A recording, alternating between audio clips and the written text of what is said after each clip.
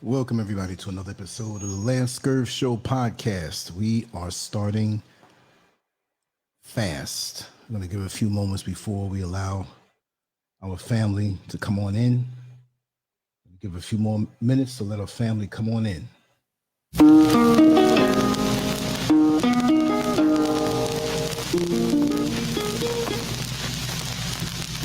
Why are we called Negroes? Why are we deaf, dumb, and blind? Why is everybody making progress, yet we seem to be lagging so far behind? Why are we mistreated? Why are we in this condition? Stripped of our name, our language, our culture, our God, and our religion. Here in America, all of our religious training has been gotten by the preacher. He has told us of a heaven way up in the sky that we can't enjoy now, but rather after we die. But all of the years that we're living, for us there's nothing but hell, pain, torture, and misgiving. Yet the Bible speaks of a heaven filled with material luxury, which the white man and the preacher has right here, so we see. Well, you know the song already, and we're going to play it at the end. And more, I'm going to kind of focus on that song because we need to hear those things over and over again. Welcome once again, everyone, to another episode of the LANCESCURV Show podcast. We're doing good this week, having these shows like this, vibing with each other, and I'm loving it because I don't have to really go in super amp mode all the time, right? Which I love to do. I'm going to have my trusty little green towel here to wipe my face and wipe this big head.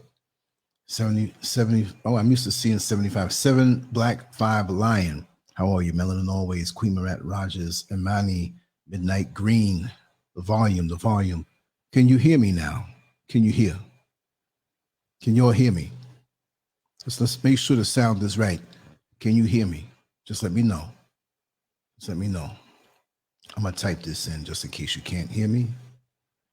Right, just to make sure the sound is right. I thought I corrected it. Okay, Queen Marat Rogers, yes, and I read the message, and we're definitely going to talk whenever you want to come on in to do your presentations and other things to be upwardly mobile and gainful because it's a rough world out here. Okay, yes, Reese, everybody's following on in beautifully. Yes, thank you, Midnight Green. Sun Kiss was the first one here. Like when you go to school and nobody's there yet, you see that one student that's always there. She's so early, she beats all of the teachers. That's crazy. I got my shorts on and there's about 2 mosquitoes floating around in here, and I got my mosquito repellent and I'm going to spray a little bit on my legs. Why am I telling you all of this, right? I feel like Mr. Rogers. It's a beautiful day in this neighborhood. A beautiful day in this neighbor. Won't you be mine? See, I'm telling you about the mosquito repellent. He holds up his shoes. He's like he's going into a facility. He's making sure he's showing his hands, like cops are right there, and he's showing his shoes, like I don't have no crack in there. Like he's transparent. Mr. Rogers is not going to get shot, but we know he ain't going to get shot because he's white. That's the fact of the matter, right? Yes, thank you so much, Oyala.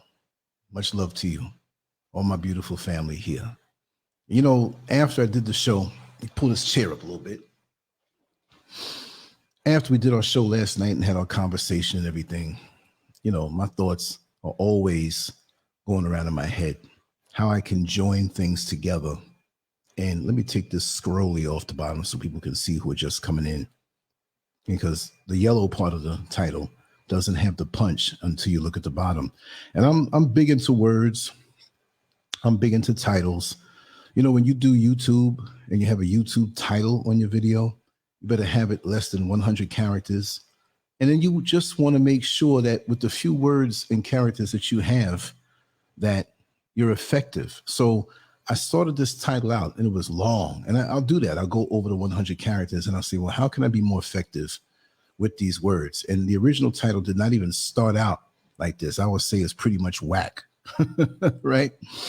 And if you haven't noticed, behind me is King Kong and the white woman that he went up on top of the Empire State Building in the original version and all versions, and there's a symbolism behind that. And also, there was a situation years ago where they compared, and I'm going to show it to you right now, LeBron James posing on the Vogue magazine cover with some white woman. I don't follow these white women, but why would they have that man with his mouth wide open like he's screaming?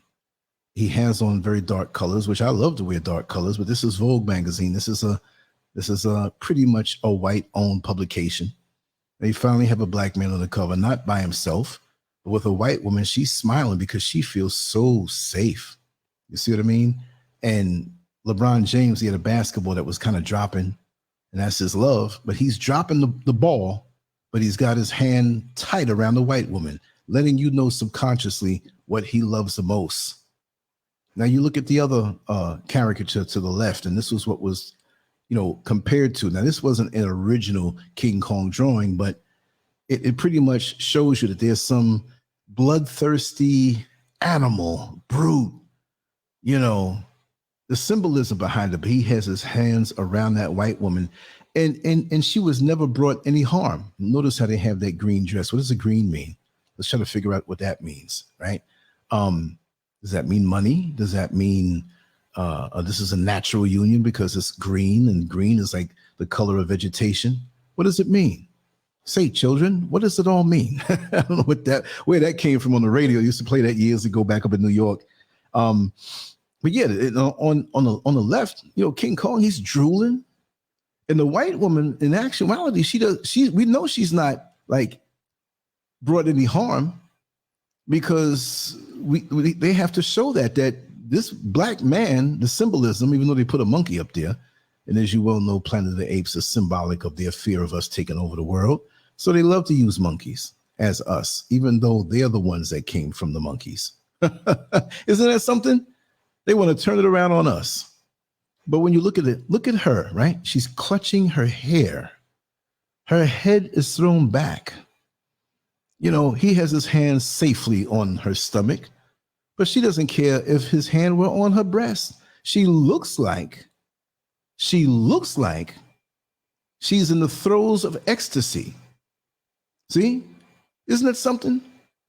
Yeah, now I would love to play it, Nadia. I don't know if it's something that's copywritten or used by other platforms, which would bring me a copyright strike, but send it to me again. I'll check it out later on and after the show to make sure that I can play it, and that would be perfect. And I'll run it back and I'll drop it down in the bottom of this show after it's up.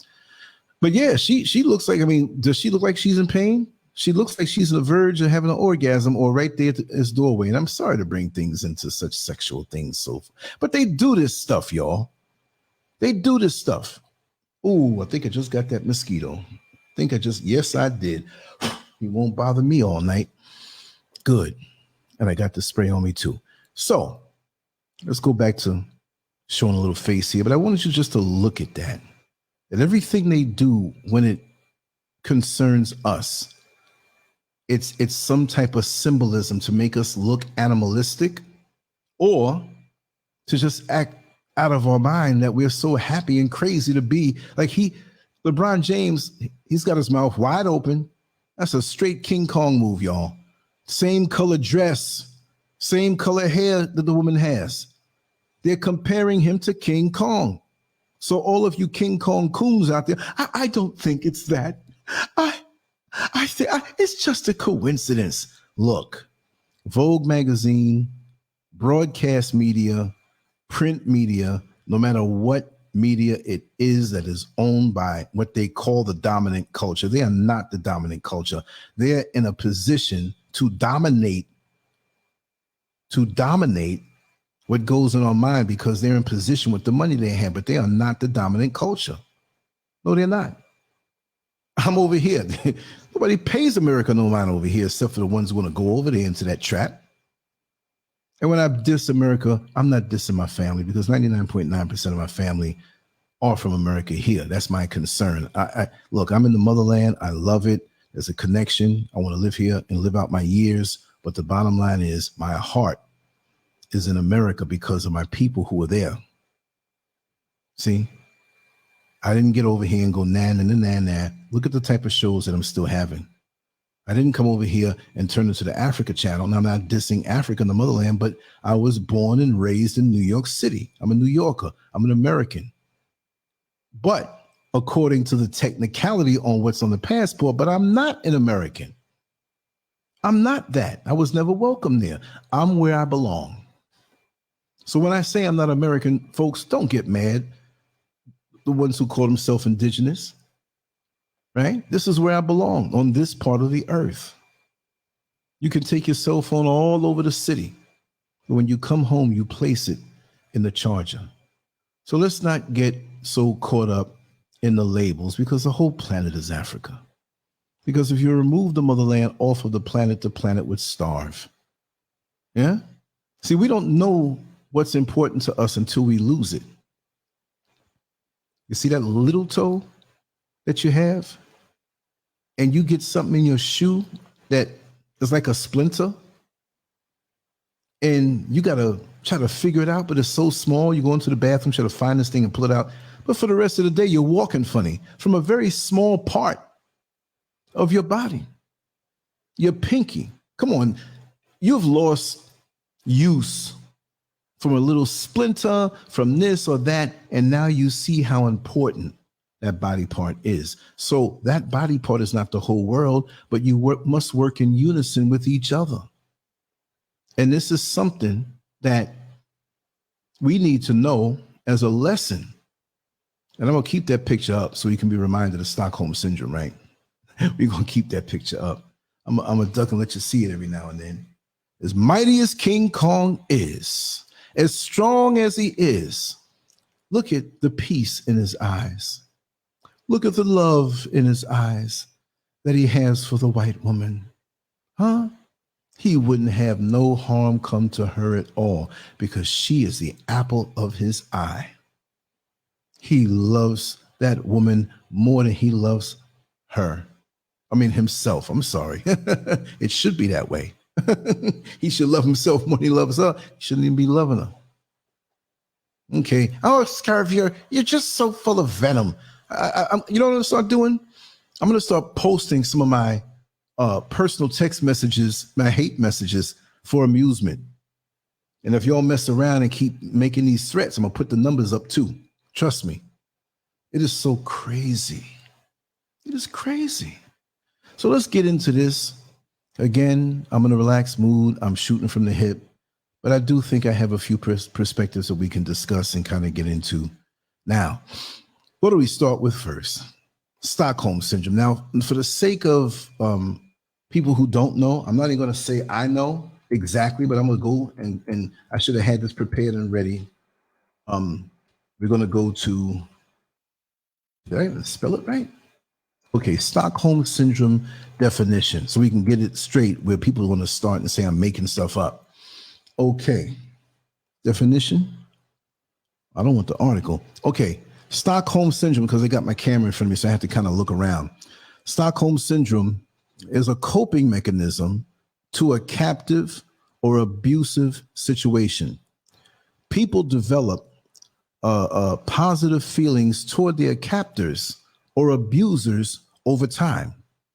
This condition applies to situations including child abuse, coach-athlete abuse, relationship abuse, and sex trafficking.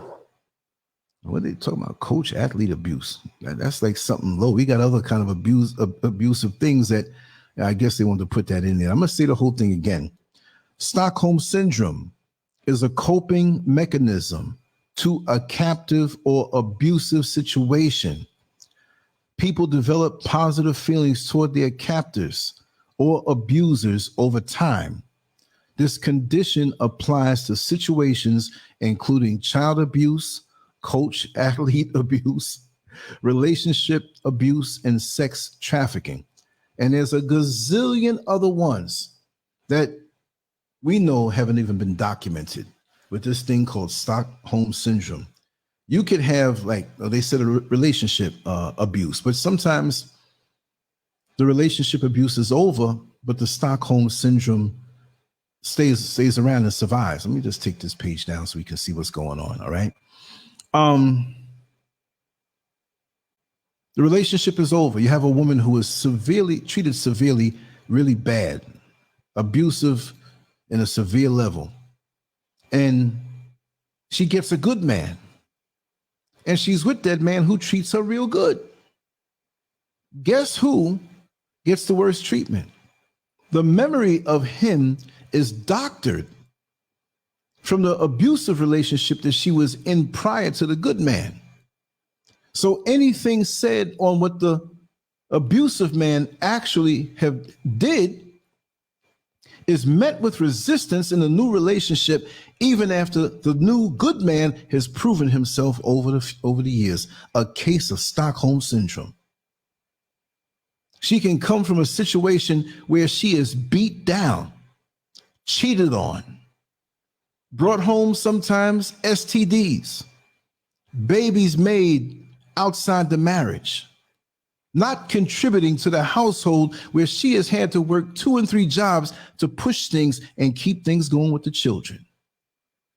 But yet and still, it's that good man who will catch hell, while the memory of the abusive man is exalted, and all that was known before that was abusive behavior is somehow erased and forgiven like a tax debt. The mind is a hell of a thing. And sometimes, and I'm speaking on this case, we're going to jump around to other things. And let me just jump up to this here and why I made this title. Stockholm Syndrome and self-hate is the only pandemic that Black people have ever known. This thing they call pandemic, this ain't got nothing to do with us. We know they manipulated the numbers. We know that they manipulated the imagery using the press, which you'll never understand it. I'm going to tell you all, and I don't mean anybody here because you all know, right? Politics, politicians, the political landscape, they work along with the press, the media, the few people that own media, 2 or 3 entities that own the whole media, mainstream media. They're in bed with the politicians, right? You got the religious world, the Joel Austeens, the T.D. Jakes, and all of the ones who are allowed to be big. They have to bow down to the same master, and they have to work along with see, this whole matrix, and I'm not trying to say the word to be cliche and sound like, oh, I'm cool, I'm using the word the matrix, but it really is that. It's a web. This thing we call metaverse, we already in it. That's just another advance. Is that a mosquito? No, I'm gonna kill. I don't kill no little bugs flying around, but I got that mosquito. He was chewing my legs up earlier. And let me tell you something that I just found out that I never knew. I left a piece of watermelon right here at my workstation, and I ran and took a shower. I've been taking showers all day long. Came back, and there were no bugs visibly here, like a mosquito or something like that would fly on. I didn't cover it up. I came back, because you know when I eat a watermelon, I eat half. And so the whole thing is open right there, sitting there. And it was mostly done.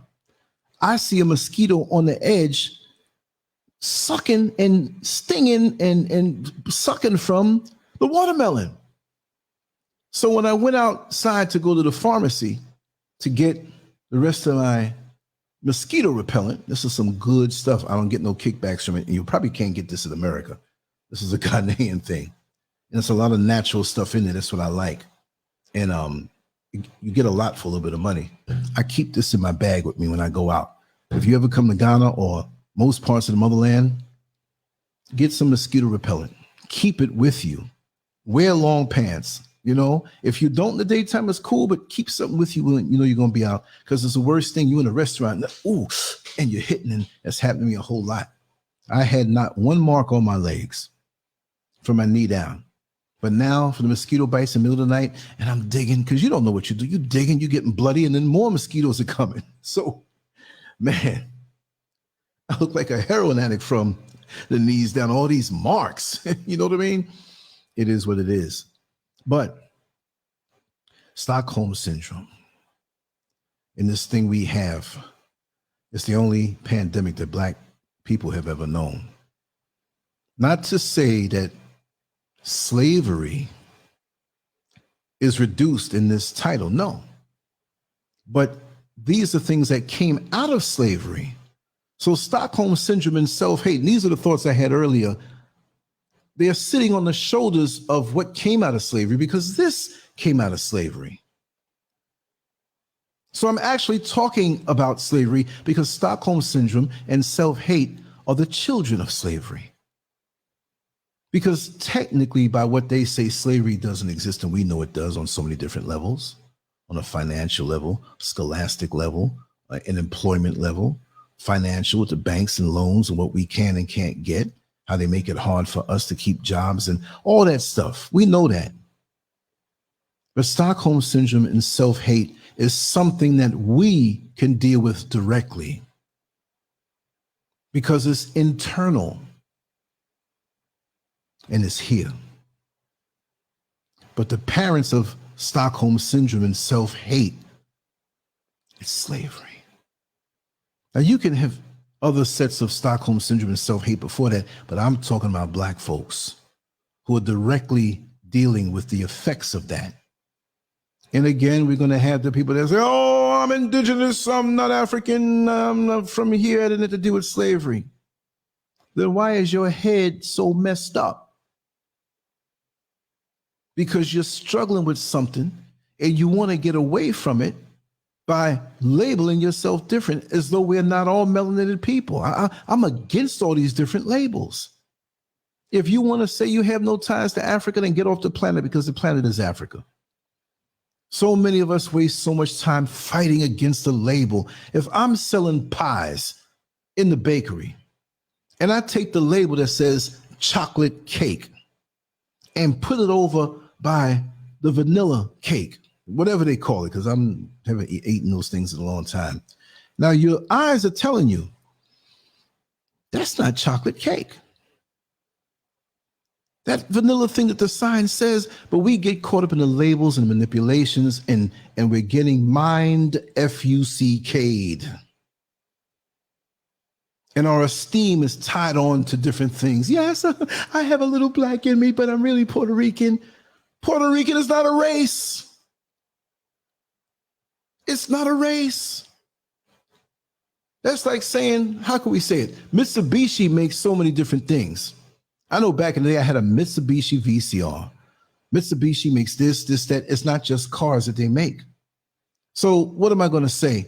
Oh, the VCR I bought is a Mitsubishi too. Yes, it is, because they made it, but it ain't going to be where I can sit on top of the VCR and it take me away like a car or an SUV.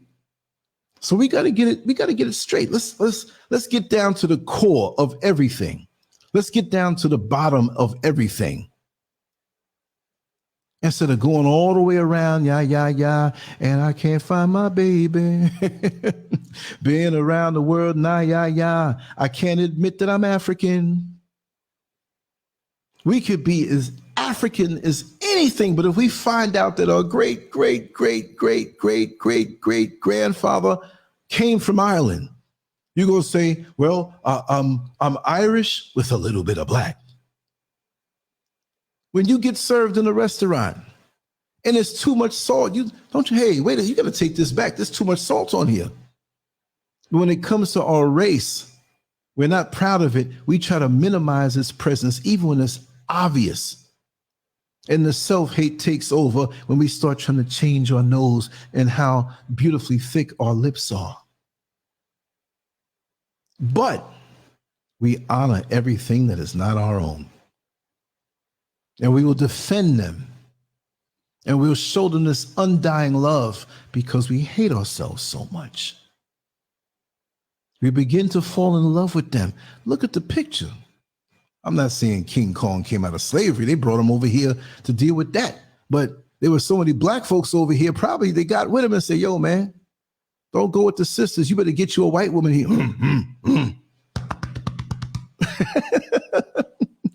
And he fell down with her in his hand after he was shot and made sure when he died, that was the last thing he was holding.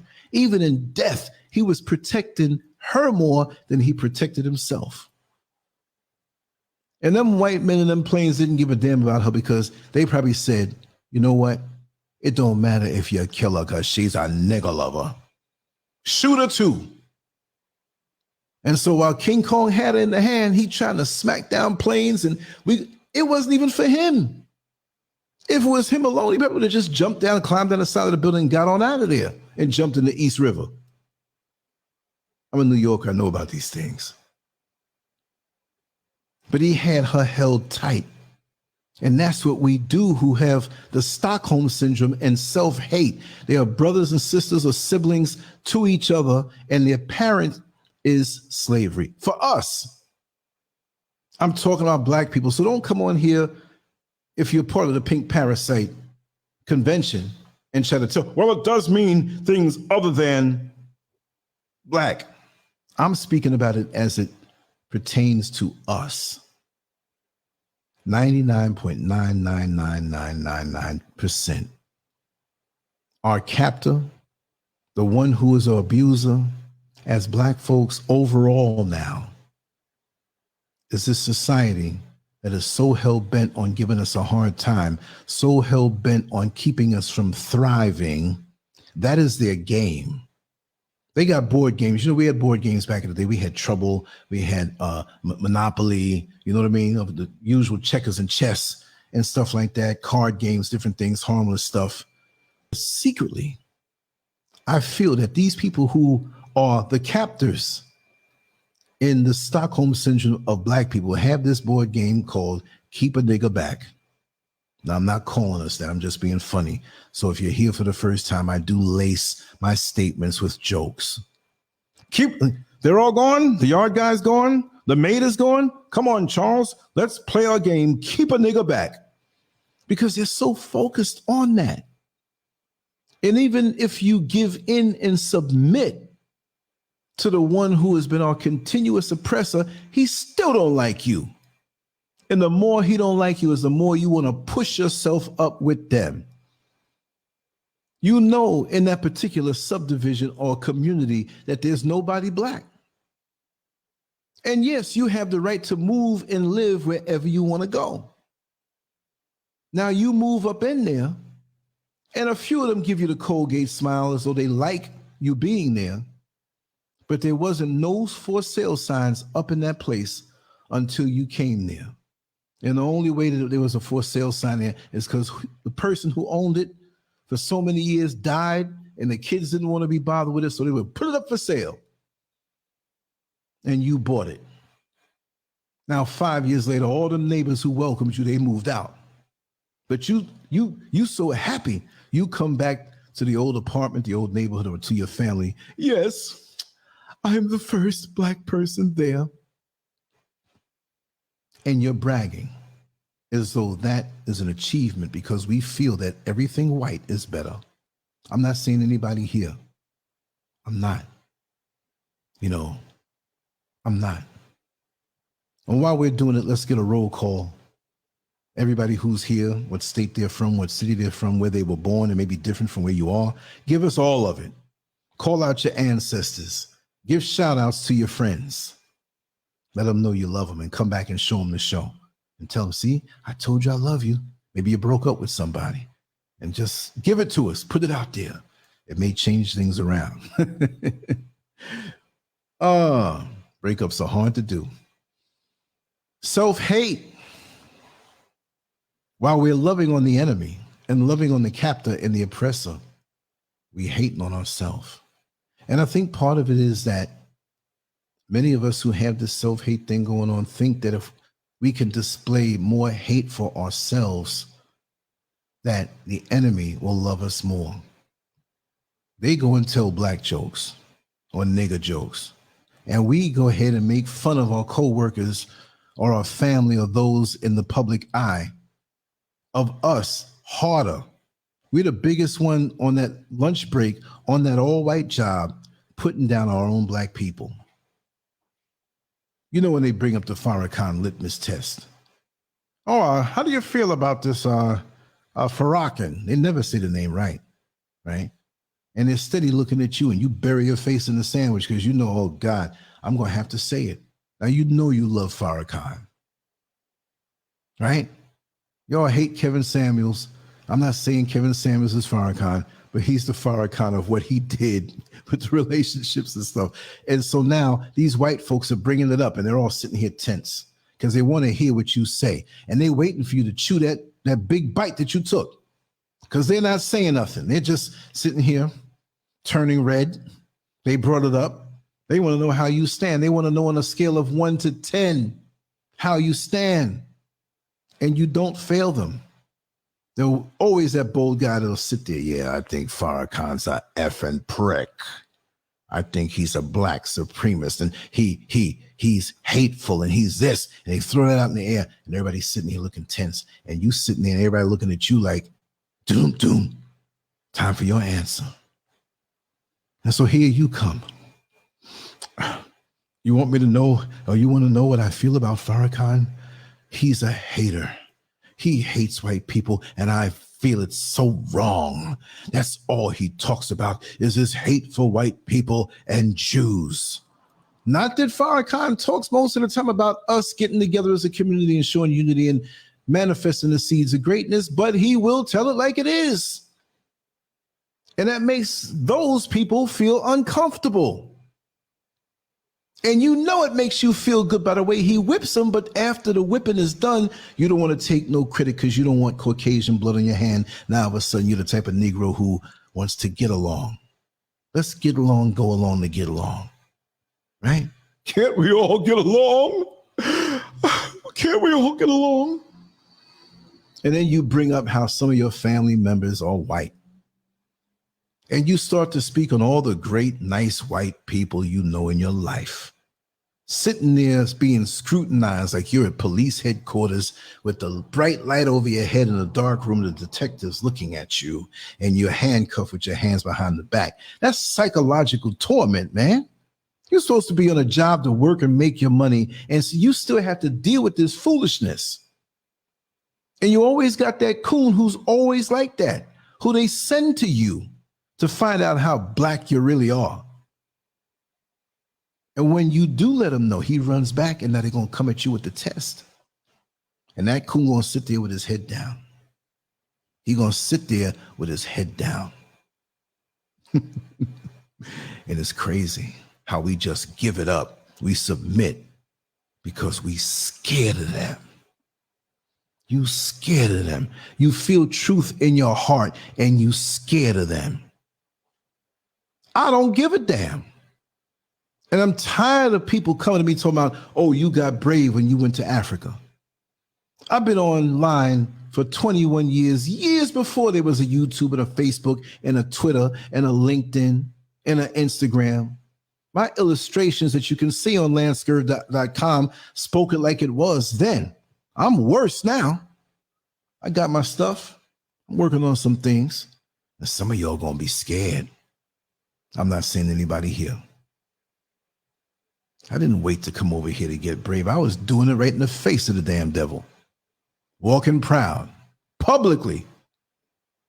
I came here so I can vibrate higher without certain things being on me that I didn't want to have to deal with that were unnecessary. My choice. This is how I can do what I do faster. I'm like Superman who left the planet Krypton and came to Earth and got more superpowers. He was regular when he was at Krypton as a little baby. The planet was about to explode, and they put him in a ship and projected him into space. And somehow he landed on Earth. And the older couple found him and raised him. And he realized he had superpowers. Listen, I had superpowers back in America too. But they're worse out here. Worse not meaning less, but more intense because I'm where I'm supposed to be to vibrate the highest. And I can see what it is that I was in even more. I'm going to use the analogy again that I always use. You have a beautiful picture in front of you, 6 feet wide, 4 feet tall. If you go and put your nose on it because you think if you're closer to the picture, you can see it better. Now you put your nose on the picture. Now you can't see the beauty of the picture. Sometimes you got to pull yourself all the way back. And now you can see the picture for what it is, because you can see how wide and tall and beautiful. You can see things on the picture that you never knew were there. So this is why travel is good.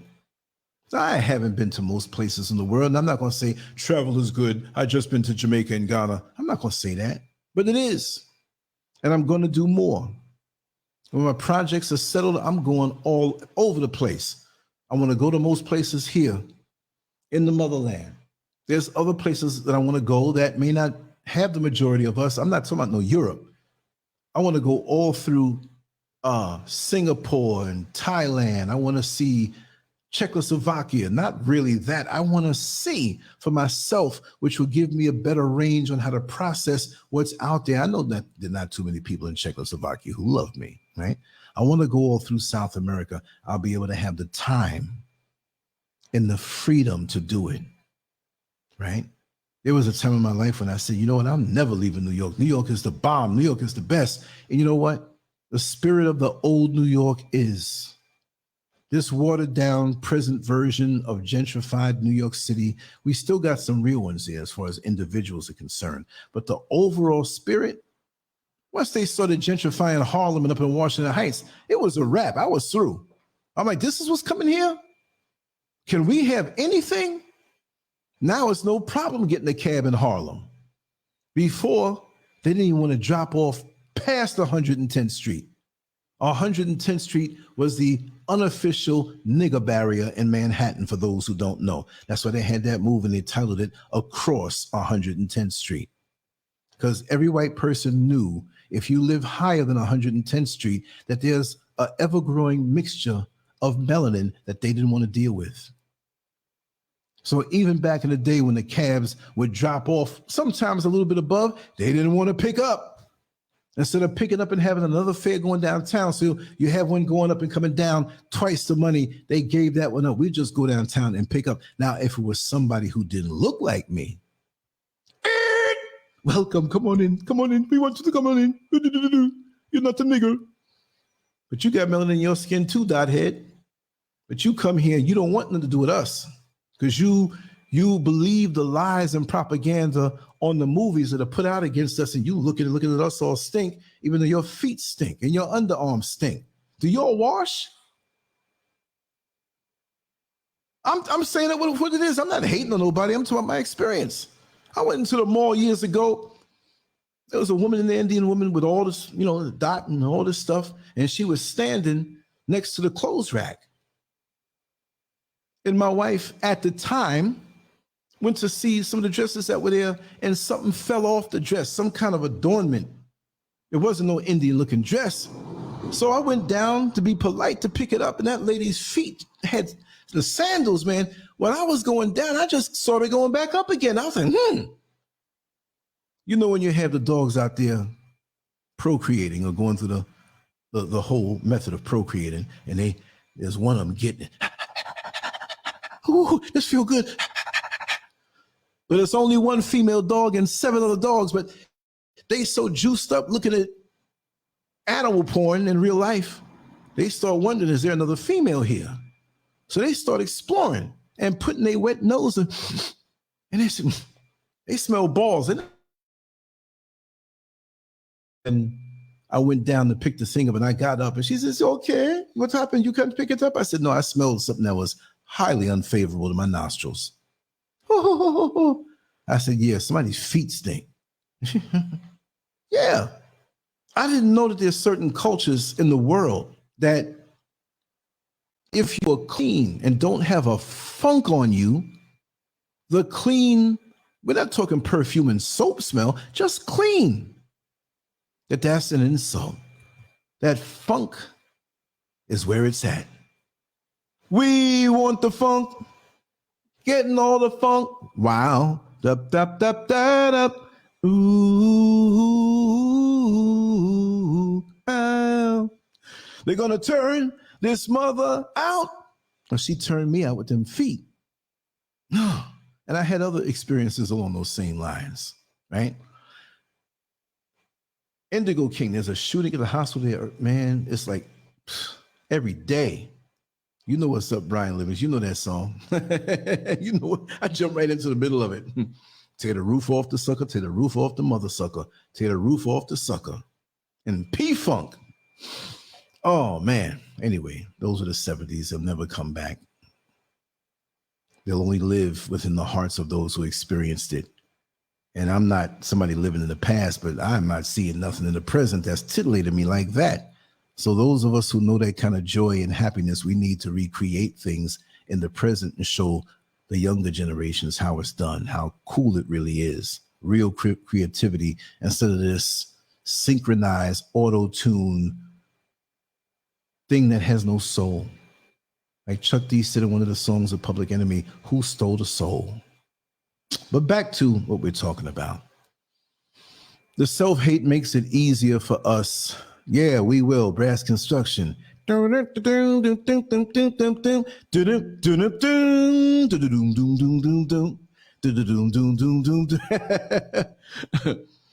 got myself together. Yeah.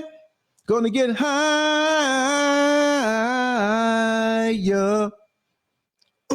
And moving on. Come on. You know I know. That's all up in my soul. That's why I am the way I am. The culture before it was taken over and hijacked by the corporate bigwigs. Where if a song was good, it could be playing on the radio for 2 years because we wanted to hear it. Now it's 8 weeks and off. If it falls in ratings, it must go. And we would carry and share our records like we'd bring our 45s, right? And sometimes if all of us, 10 of us, 15 of us, they're going to have a party at somebody's house and they took all the dining room chairs and put it around the living room and made a red light and all these odd other chairs. Oh, bring me a couple chairs too. We don't know how many people are going to turn up. So you had other people's chairs in your house. You had the food in the back. Everybody brought plates. But usually they ended up with 3 or 4 of the same song on a record that different people brought. And so you're looking like, wait a second, I got this Brass Construction here. Listen, wait, we got 4 of them here. I don't want to get it mixed up. So you just didn't look at what was on there unless you wrote your name. You were smart. Oh, this one's mine. I wrote my name on it. You had to play it and you had to know your record by the scratches that were on there. It was like, them scratches don't sound like my scratches because you know it's wax. And when you touch it, when you have oil on your hand or dirt gets in there and that little needle is going up and down, and you can tell by the scratches. Yeah, that's mine right there. What y'all know about that? What you know about that? It's a beautiful thing. Welcome, Giant Game. Much love to you. And of course, if I missed anybody, you know, right? Episode, just don't get Lance started. That's right. I got a lot of good memories in this head. I was at the store a little bit earlier, like I said, when I went to the pharmacy to get my mosquito repellent. And a Ghanaian brother, he said, LANCESCURV, I know you. It's like almost like the Eddie Murphy thing. I said, hey, man, how you doing? But you don't know me. I said, no, I don't. What's your name, man? What's going on? And he said, you're always talking about big head. And he looked to the people behind the counter. He says, he has big head. I said, I know I do. And so the guy behind the counter fixed him. He said to the guy, he says, you have little head. You have gigabytes. He has big head. He got terabytes. I was like, oh, man. I said, so now you see I can hold more data or data, whatever we call it, right, than you. And so the guy was like, oh, you have a point there. I said, listen, my head's so big that when I have a dream, a real good dream, everybody within a 5-mile radius or circumference, whichever you want to say, they have the same dream. It's pushed in their head like Wi-Fi.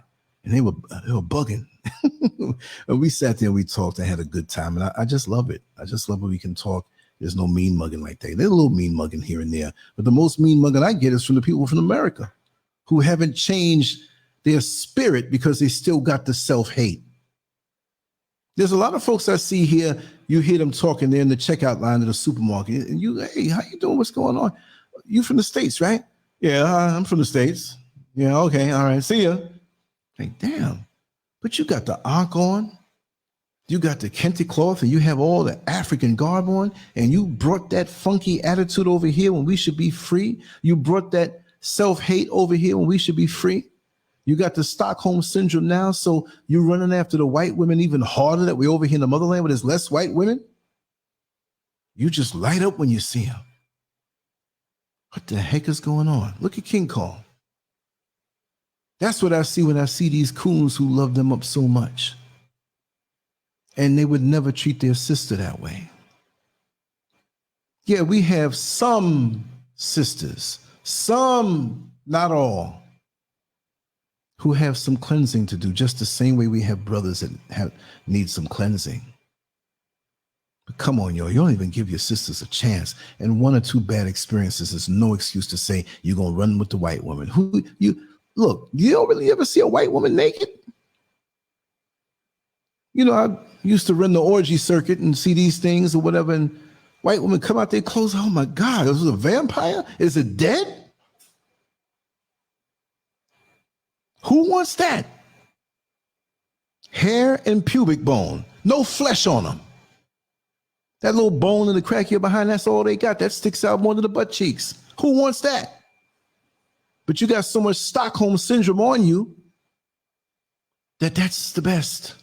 Remember, what was it, Sinbad? They had them skeletons that came out with the swords.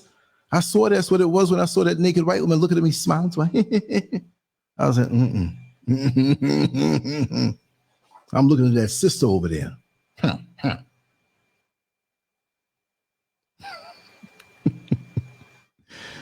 You know, I know how we've been brainwashed and stuff, and I know the whole thing about the weaves, what people say, and I say it, and, you know, straightening your hair, and it's more manageable than control. We can control it better. I understand. I don't hate you. We're all in recovery to a degree. All of us. There's things we catch ourselves with. There's things that we still have on us. Like I said last night, there's things we still have to get off of us. You miss a spot and we still got to cleanse certain things, and those things will come back on you and grow back, sometimes even worse. See? So it's a never-ending thing with us when we were infected by this American culture spelled with 3 Ks. And for most of us, it's a lifelong endeavor. And for most of us, when we transition, we still going to have some little cooties on us. So let's bring it down to a level where we can manage it. Like I said, self-hate makes it easier for pull the trigger on each other. It makes it easier to run to the boss man and talk about something your sister and brother is doing, which is minute in comparison on the job to what those white counterparts are doing. They straight stealing off the job, but you don't say a damn thing. But that sister comes in 3 minutes late and nobody notices, but you have to report it every time. Be one, black first, black African first. When we say be first. With everybody else, it's about their race. With everybody else, their job openings opening up, and they're going to hurry up and get their own people in that job so they can make money. They look out for themselves. Most races look out for themselves. And yeah, you can say, well, they all don't get along perfectly. I didn't say that. But they asses get along perfectly when it comes to you making a gain where they can see where they can push one of them up. They're the perfect fighting machine when it comes time to dealing with you, because they don't even want to see you get ahead. They don't give a damn about you.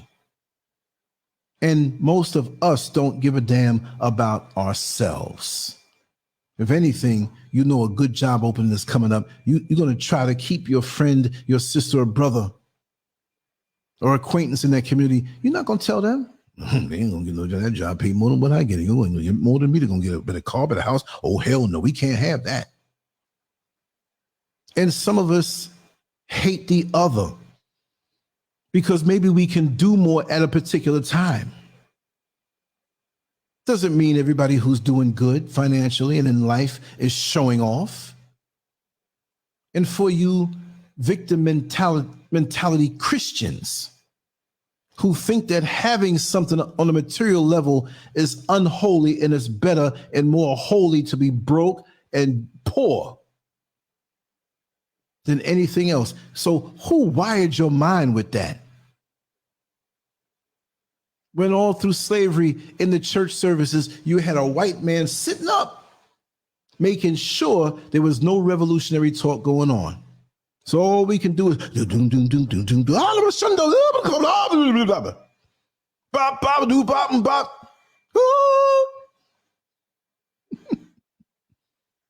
shimmy, shimmy, cocoa pop. And even now, and I've said it before, I'm going to say it again for the new people who ain't here or whoever doesn't know.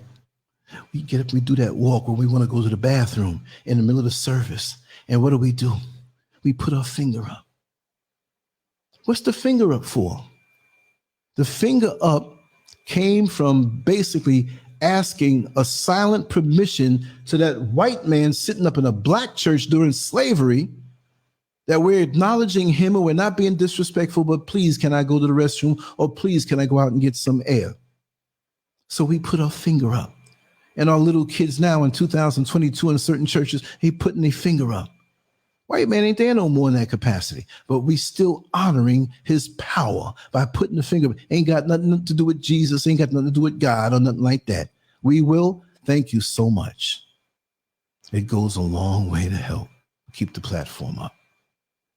Let me tell you something. We're so saturated with this thing. And like I said last night, the night before, that the majority of us are not going to make it.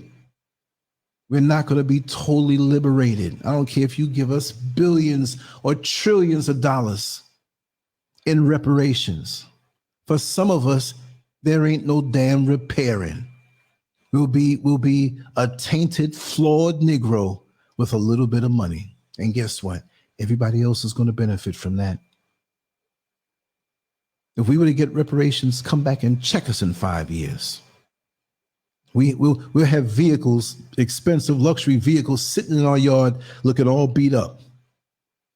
And the Italian or white man or whoever, Jewish or Irish, who owns the dealership, they'll still be counting the money we gave plus more, because they're going to take them lump sums of money and invest it so that it can grow and beat inflation. People think they smart these days. Well, I bank here and I bank there and I bank here and I bank there. And how much are you getting? Saving your money in their banks. That's one of the most ultimate forms of racism. And we play into that. If inflation is a certain amount, high, 6 and 7 and 8%, and you taking your hard-earned money and leaving it in savings, figuring, well, I'm going to make interest on it. The interest is not keeping up with the inflation. So you're losing with that. And they're taking the money you save and doing big things with it collectively.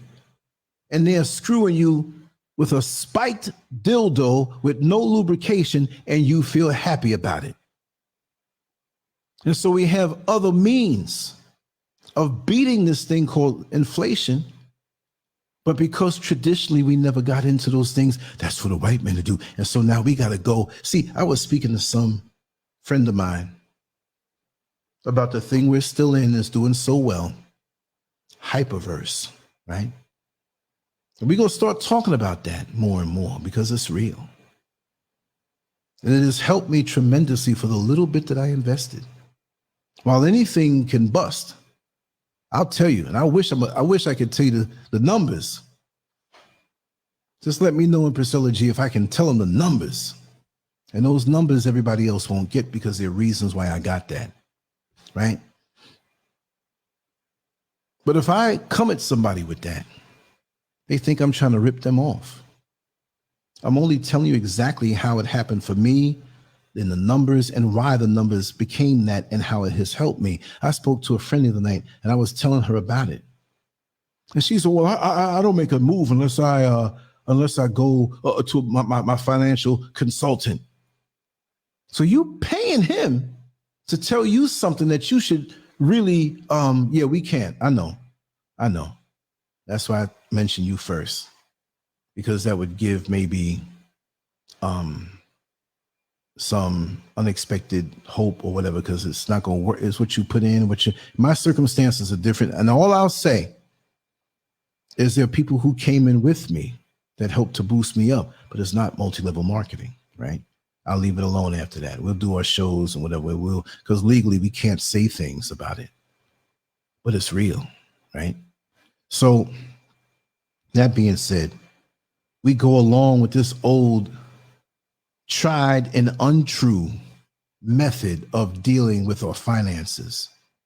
And everybody else is pulling ahead of us. And we're in the same situation in 2022. Yeah, and we sitting here, we're going to get that scratch off. We're going to play that lottery. And all we feel is that in the Black community, especially, we got two people, not everybody. I'm just talking about the two major people with maybe a hood mentality. And you don't have to live in the hood to have a hood mentality. You can move somewhere else better. Yeah, we're moving on up and still have the hood mentality. And they will tell you certain things like, yeah, when I get my settlement, there's always a settlement Negro in the corner store pissed at somebody. Well, I ain't going to help you when I get my settlement. If you can't give me a loan right now, Negro, you ain't never getting that settlement. You're making it up half the time to get loans to get your little liquor, little Ripple, little cool cigarettes or whatever have you. Then you have the other ones like, when I hit the lottery one day, we're going to, and they want to show love while this thing is not something guaranteed. And people do hit the lottery. I understand that.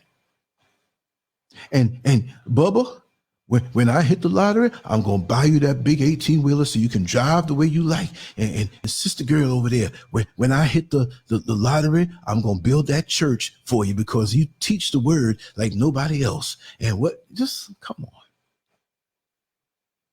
And you got more of a chance of getting hit by lightning in the same spot on the exact same minute of the other day. And you fail to realize that you are your own lottery.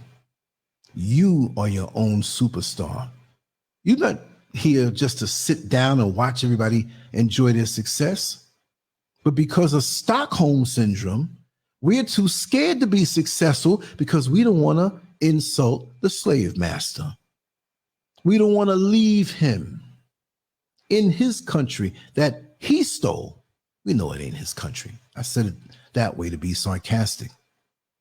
We don't want to show that we can spread our wings and fly, where any success or maintenance on a certain level or any upward movement to a better life on many fronts, that we've accomplished this by getting away from him, because that strikes fear in the hearts of the coons who are infested with Stockholm syndrome and self-hate. That's what that means. I got more hate after I left America and moved to Ghana. I got more shade thrown at me. I got more direct hate thrown at me. Comments in the comment section that I erased. I don't want to put that energy out there. Not on my page. I control it. You're running away. You abandon your people. I abandoned my people, though much hate as I've gotten from my people there in America, and love too now. The majority is love. I've come here and gotten hate. 99 times out of 100, it wasn't from the native-born Ghanaians either. It's from the people that I can run into and say, oh, man, you from New York? Oh, you're Queens? Really? Where are you from in Queens? Oh, I'm Baisley Park. Oh, I used to go over, park the car up, man. Yeah, we used to have fun over there. Switch numbers, and 2 weeks later, they didn't even want to talk to you.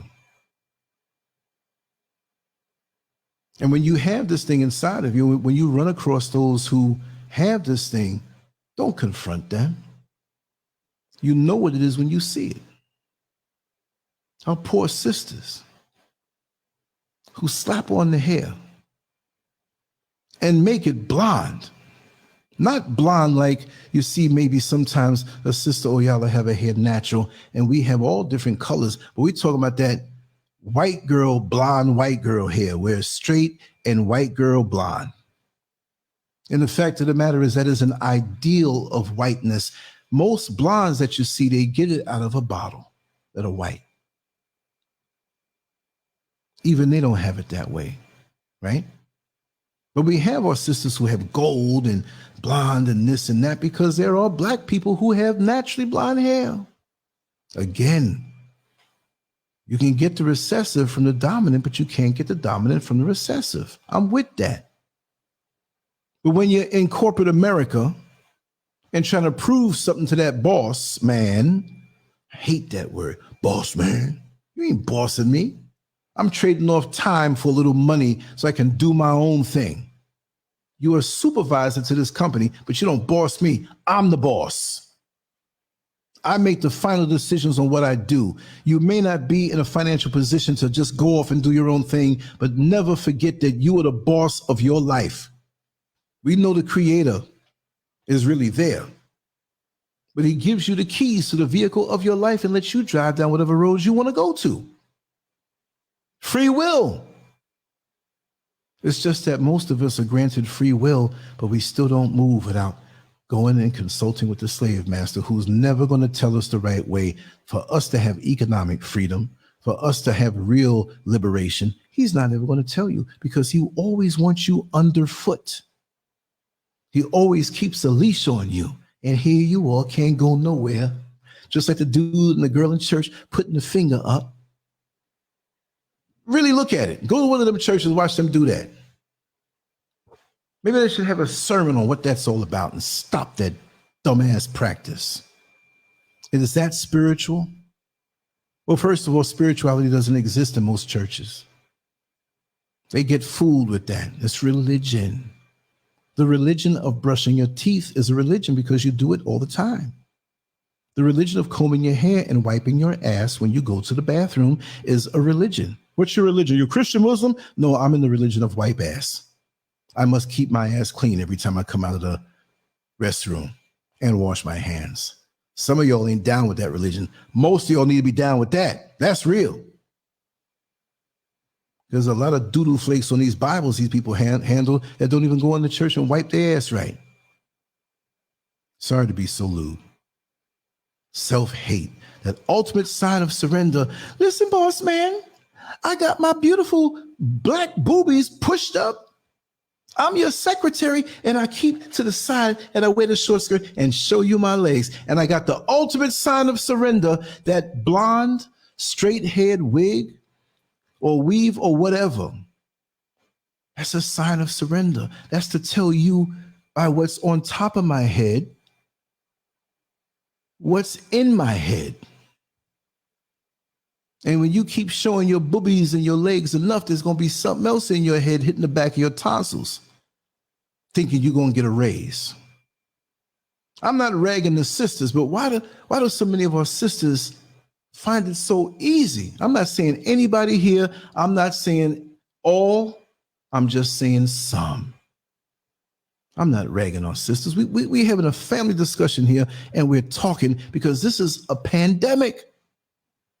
It's the only pandemic that Black people have ever known.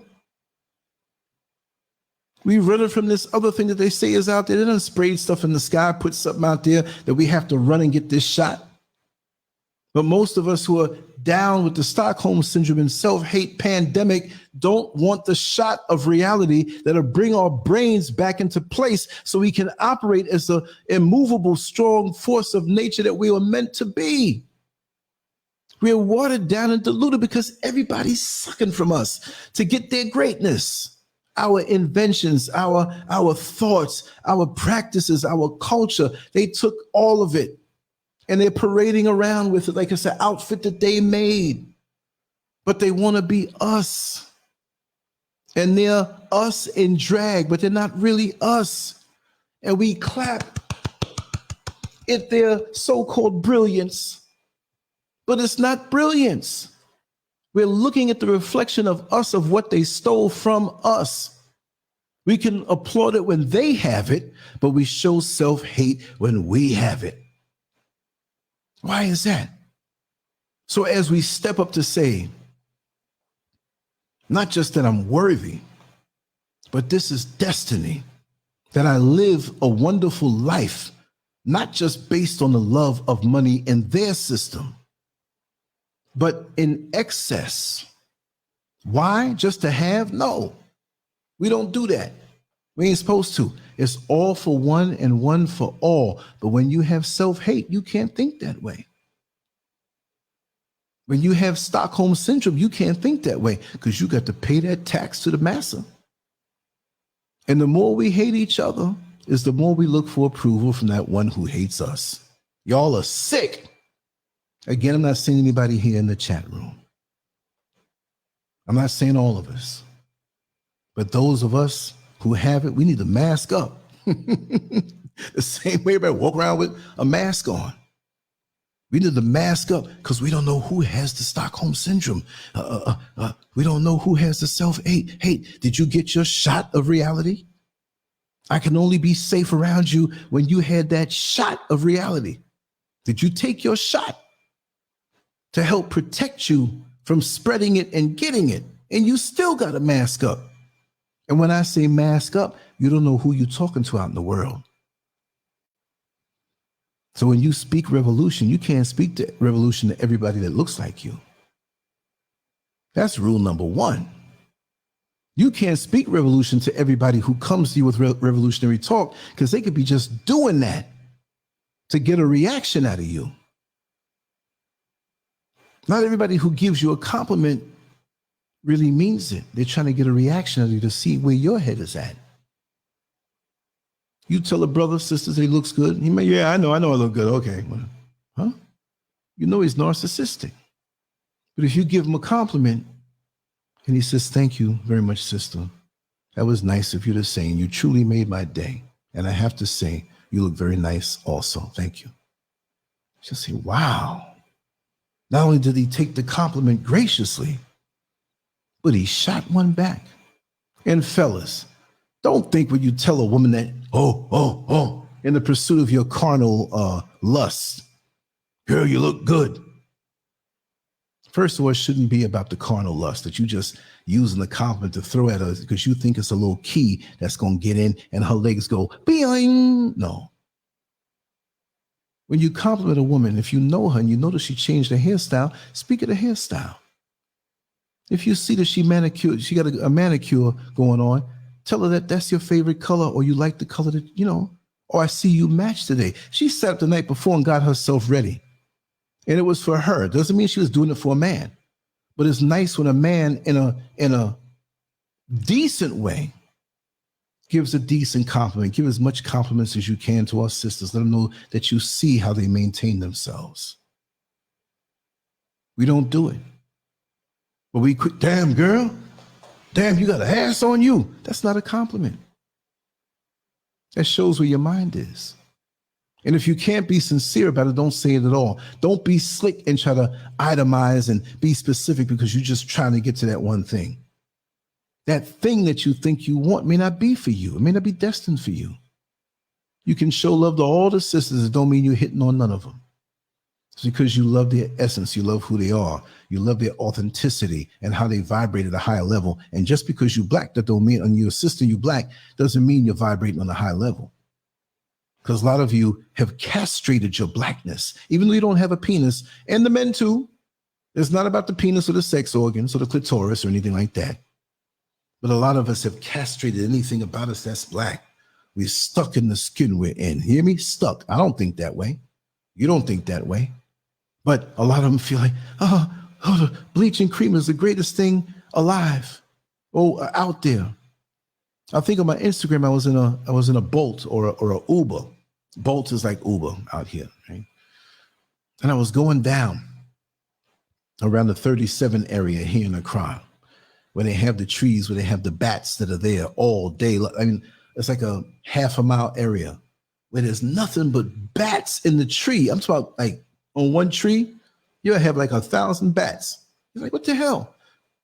And the rumor has it there's some kind of important, prominent leader or war leader, whatever, combat, whatever, and he got slain on that spot. And the bats all came there to protect him or keep everybody remembering who he is. I forgot how the legend goes, but it's freaky. The one area and the next tree over, the bats won't go there.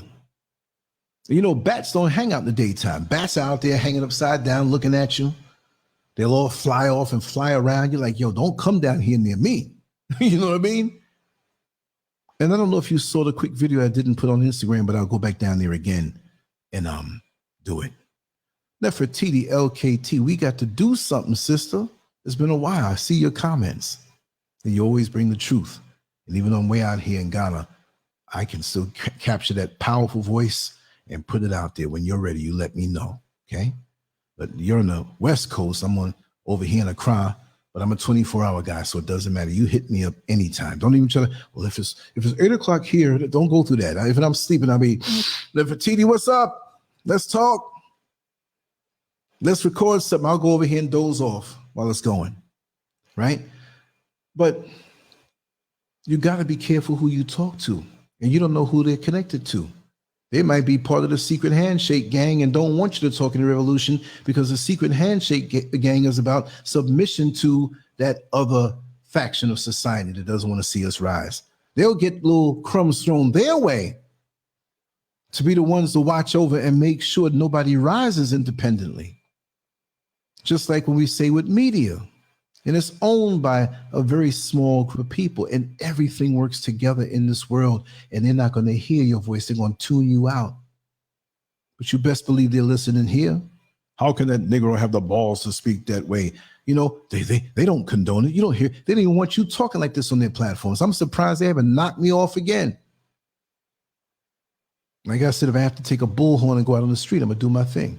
I'll record it and put it up somewhere. I'll find one somewhere storing it up so we can still do our thing. You know? Yeah, respect the truth. That was out there. And people shoot. I mean, some people didn't see it. It went right over their head. Oh, LeBron, he looks so strong and muscular. And the white woman. You know it's something highly volatile when you have the black man next to touching, hugging the white woman. The white man's fear. And like we saw in that video, in that audio that we played yesterday, we want some of that. Want to take the black woman's egg and put white DNA in it so they can have a super race of white women, because like he said, hands down, I'm surprised that a white man would even admit that.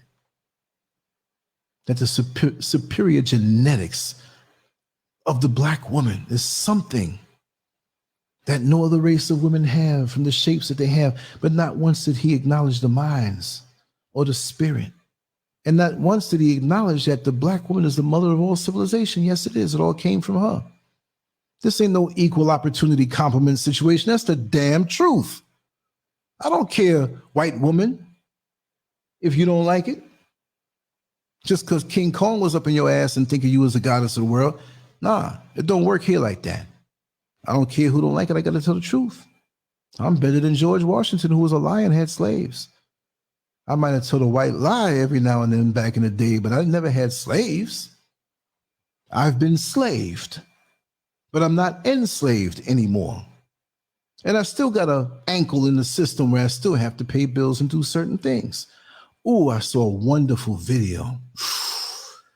Let me see if I can pull it up in my history and drop it through my phone. I ain't gonna mess around with the computer and knock stuff out, right? But there was, I believe it was a Vietnamese woman. She looked that way, right? Young girl. She took one or two tools and chiseled an underground living space, small, and chiseled out a table, a vent to go up where she can put fire and cook things. And she cooked things under there in another little area with a candle, and put leaves with straw over these little bamboo shoots that she can, man, it was fascinating. It was fascinating. We got to get more into ourselves instead of connecting ourselves to the system that's stripping us out. Like I said, this system and the people in it, we're only good to the degree that they can use us. Oh, I'll offer you a job, $125, not $150. We'll get all the perks. And you thinking, you plan, ooh, I can get this house. I can get this car. You might get that $150 for 1 year until they throw your ass out. And you plotting and planning for the next 20 years, I'm going to do this. You're only as good to them as much as they can use you. When they can't use you no more, bye. You get the pink slip, but the bills are waiting for you. But you love them so much, you'll say every other excuse to your friends when they find out you've been fired, because you got the Stockholm syndrome. But you'll never go and connect up with your brilliant brothers and sisters who all have their own unique talents and abilities to form a company, and all of you work together and not expect anything from it, but you all live below your means and you push hard to build this thing up. You don't want to work along with your own. You want to take from them. Again, I'm not saying anybody here, right? That's what it is. For those who can't see into Facebook because they're on YouTube, we have Brother Keith Kloss, our brother who is like, how tall are you, man? Like 9 feet? Professional basketball player, retired. Keith Kloss. Brother, I want to get you on the show. It's been a long time since we had our fun in Houston, and I can't wait. I'm just talking that smack, you know. Yes, yes. And we have Vanity here. Oh, Keith, come on over to YouTube, man, so you can vibe with everybody here on YouTube. See, because I'm broadcasting there, and you're probably saying, why aren't anybody saying hi to me or whatever, you know? Because those who are on YouTube don't see you because you're on Facebook. Then we have Twitter, Twitch. We only have mass gun shooters on Twitch, but they need to hear the word too. Right? Yes. Vanity 243. Preach, brother, preach. We hate ourselves. We honor everything than us. I agree with that. I witnessed my own people treat other races better than their own. You can see how they switch up so fast. Slavery. Vanity 243. You are right. You are so correct. Ibarra. Oh, yes. Wow. Look at what she's saying here. That's right. And you are such a healing individual. Yes, look there, look there. 7'3". God dog. I remember when I was walking next to you, I had to look down at my feet because I thought I was in a 4-foot ditch walking. I said, man, I thought I was on my knees. I'm like, my knees don't hurt. How come 7'3"? You know, yeah, come on over, brother. Come on over. And I'm going to hit you up, man. We got to have a conversation. I've been so busy. And you know, I'm in the motherland right now. I'm far away from Houston, Texas. You know? Yeah. So what time is it right now? Okay. It may not be a 3-hour show tonight, but I'll definitely come on tomorrow and every night. Every night. 7 days a week, every night. Because I haven't been doing 2 and 3 things, but this, at the end of my day, and I'm doing a lot of things, other things, this is a good thing because it's not like I have pressure. I got to get up and set this up and whatever. So at the end of my day, I can ease on into it. And that's why I'm more relaxed. I'm not all amped up. I get my sunlight. I get my movement around the world and see everything and do what I got to do and come in and relax. And, you know, after this, I can go on and get some sleep. Yeah. I don't know the height of Shaq, but like he said, he's 7'3". Hell, I'd be happy if I was 6'3". Not that I feel short or anything. I don't have the short man complex. But heck, when he walks into a room, everybody have the short man complex, for real. 7'3". For real. They probably don't let him sit in the front row of the movie theater. Like, yo, man, move. I gotta move you, man. You blocking the view. You know? That's amazing, though. But I want to have him come on and speak his story. He has an amazing story, and you know, has a sense of humor that once he starts laughing and once I start laughing, telling we all go, man, we just, so much more than I can say. But I love the brother. Yes, I do. He can tell you what goes on with that whole professional basketball thing and everything behind the scenes and stuff. It's nice to know people like that. You know, we share our experiences with each other. We don't need the approval of the boss man. But really, what other pandemic do we know? That's our pandemic. We running around scared of something else and somebody that made up and put out there that really doesn't affect us. And I know that we may have people here who the hospitals may say they were taken out because of that. I understand that. I'm not throwing off on you, but there may have been pre-existing conditions. And if you stub your toe and it turns black and blue and you pass out because of a clot, they're going to call it that. And we're all going to transition from something or some circumstances. I understand it'll just expire. But all of a sudden, everything is that. Now it's gone. And we got a Bill Gates on, well, it's going to come back in the summertime and be really high. And who are you, man? How do you know this? That's like you going to a heart specialist to get a diagnosis on a foot problem. You don't even know how to maintain your own self. You're going to tell the world what's coming. What are you, the Nostradamus of the medical world? You're not even in the medical field? Well, you're going to be a preacher next? And, if you know so much, tell all the black folks that are waiting on playing the lottery, the winning numbers so they can be like you. You know you ain't going to do that. We can't have these rich niggas around here. Man, Breezy. Welcome, Breezy. How are you? And if there's anybody I miss, you occasionally I'll look at the screen or look down here. When I'm in my zone, I just keep going. But I will say that those of us who are infected with Stockholm syndrome and self-hate, that's a bad stone. When you're doing construction, you purchase your stones and, you make sure they're all sharp and full and some are busted. You're not going to build a superior structure with an inferior stone. You got to get rid of those bad stones, because anyone with Stockholm syndrome or self-hate above a certain level, because many of us have it, I would say most of us have both of that, and we have to spend our life to get this thing off of us. Some more, some less. And others don't understand our struggle, our inner struggle, and then we got to go and deal with the outer struggle. No wonder some of us don't even want to be who we are. I'm not saying that it's okay, but I can understand why some of y'all who are raised up in a weak environment of not learning and being taught how to love yourself and respect yourself, and when you see examples of love and respect in your household and in your community, I can understand why some of y'all don't want to be black. That never happened to me.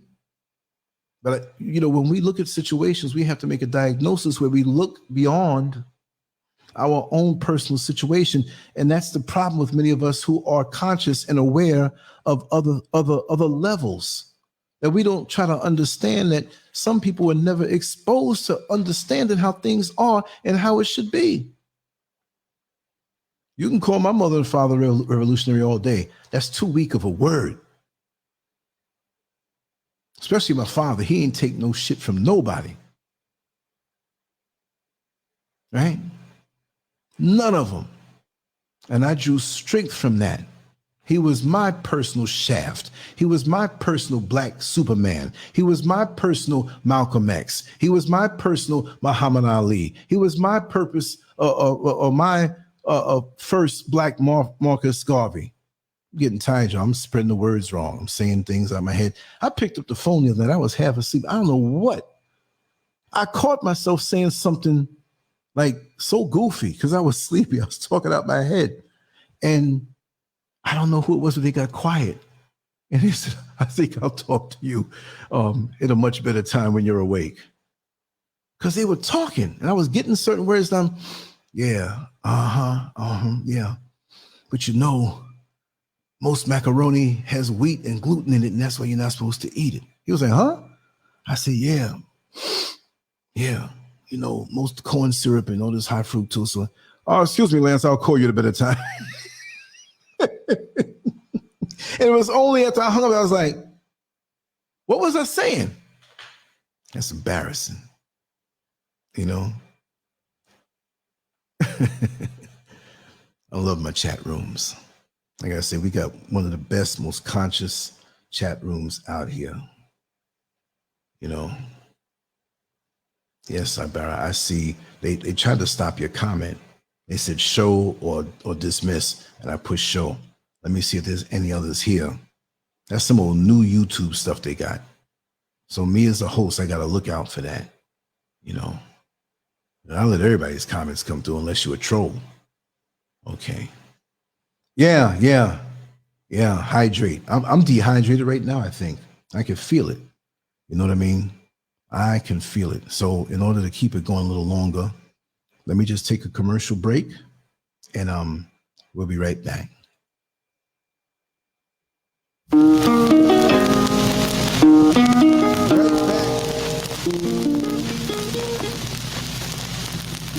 Why are we called Negroes?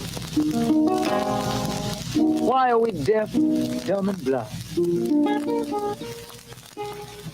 Why is everybody making progress, yet we seem to be lagging so far behind?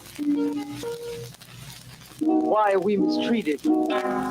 Why are we in this condition? Stripped of our name, our language, our culture, our God, and our religion. Here in America, all of our religious training has been gotten by the preacher. He has told us of a heaven way up in the sky that we can't enjoy now, but rather after we die. But all of the years that we're living, for us there's nothing but hell, pain, torture, and misgiving. Yet the Bible speaks of a heaven filled with material luxury, which the white man and the preacher has right here, so we see. So my friend, take it for what it's worth. Your heaven and your hell is right here on this earth. So let's check back into history, which rewards all research and tells us plainly that before the white man gained entry to the East, he was living in the caves of Europe, a ravenous beast, eating juniper roots and eating flesh raw, till God sent Moses to civilize him and teach him the law. Then following Marco Polo, an explorer. Wow. Let me tell you something. I learned more from this one song than I did in years of the white man's history class. And I know I got written up one time. I kept saying it over and over. I was a troublemaker. Though you a pregnant black woman, you've pulled the plow like a horse, like a dog, even a cow. He filled your womb with his wicked seed. His half-white children you were made to breed. Lance, damn it, that's enough. You know what I mean? What did I say wrong? I'm just talking about it. What about the person who did it? But you want to whitewash, or George Washington never told a lie. You lying. Look, I killed half this water already. Boy, it felt good. Thanks for reminding me, because I get so focused on stuff, I just completely forget. I'm sweating and everything. And I said I'm not going to get an AC, just keep the fans in here. But I want to get an AC in this apartment.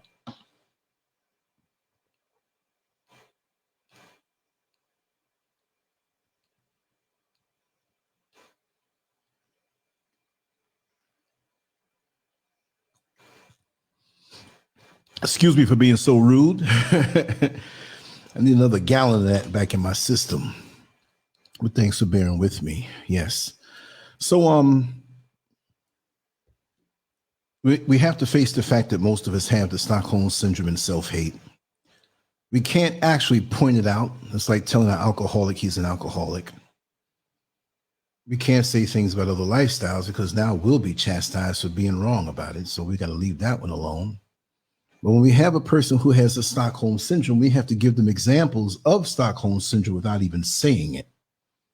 So at some point, maybe they can reason within themselves and come to the conclusion they have something very major that they have to change in their psyche and in their makeup. As far as the self-hate, you can only douse it with love. So they feel awkward in maintaining the self-hate toward others and themselves. When you have a person who has a self-hate, they don't like the way they look. Yes. Oh, thank you so much, Insane Optimist. Thank you so much. For some reason, they want to block that comment, and it said show or dismiss, and I just pushed show. I saw the big block there out of the corner of my eye. It doesn't show over there. Thank you so much. I appreciate it. We all appreciate it because we're all family here. We have overlap in our thinking. We're all individuals. We're not going to all like the same chocolate cake or the same raspberry strudel or the same barbecue chicken, and some of us don't even eat chicken, whatever it may be. Let's unify on the things that we agree on, knowing that we are individuals that are going to have different or differences because we're the sum total of our experiences, which is going to mold us to have something overlapping. But folks with self-hate and Stockholm syndrome focus on what's different.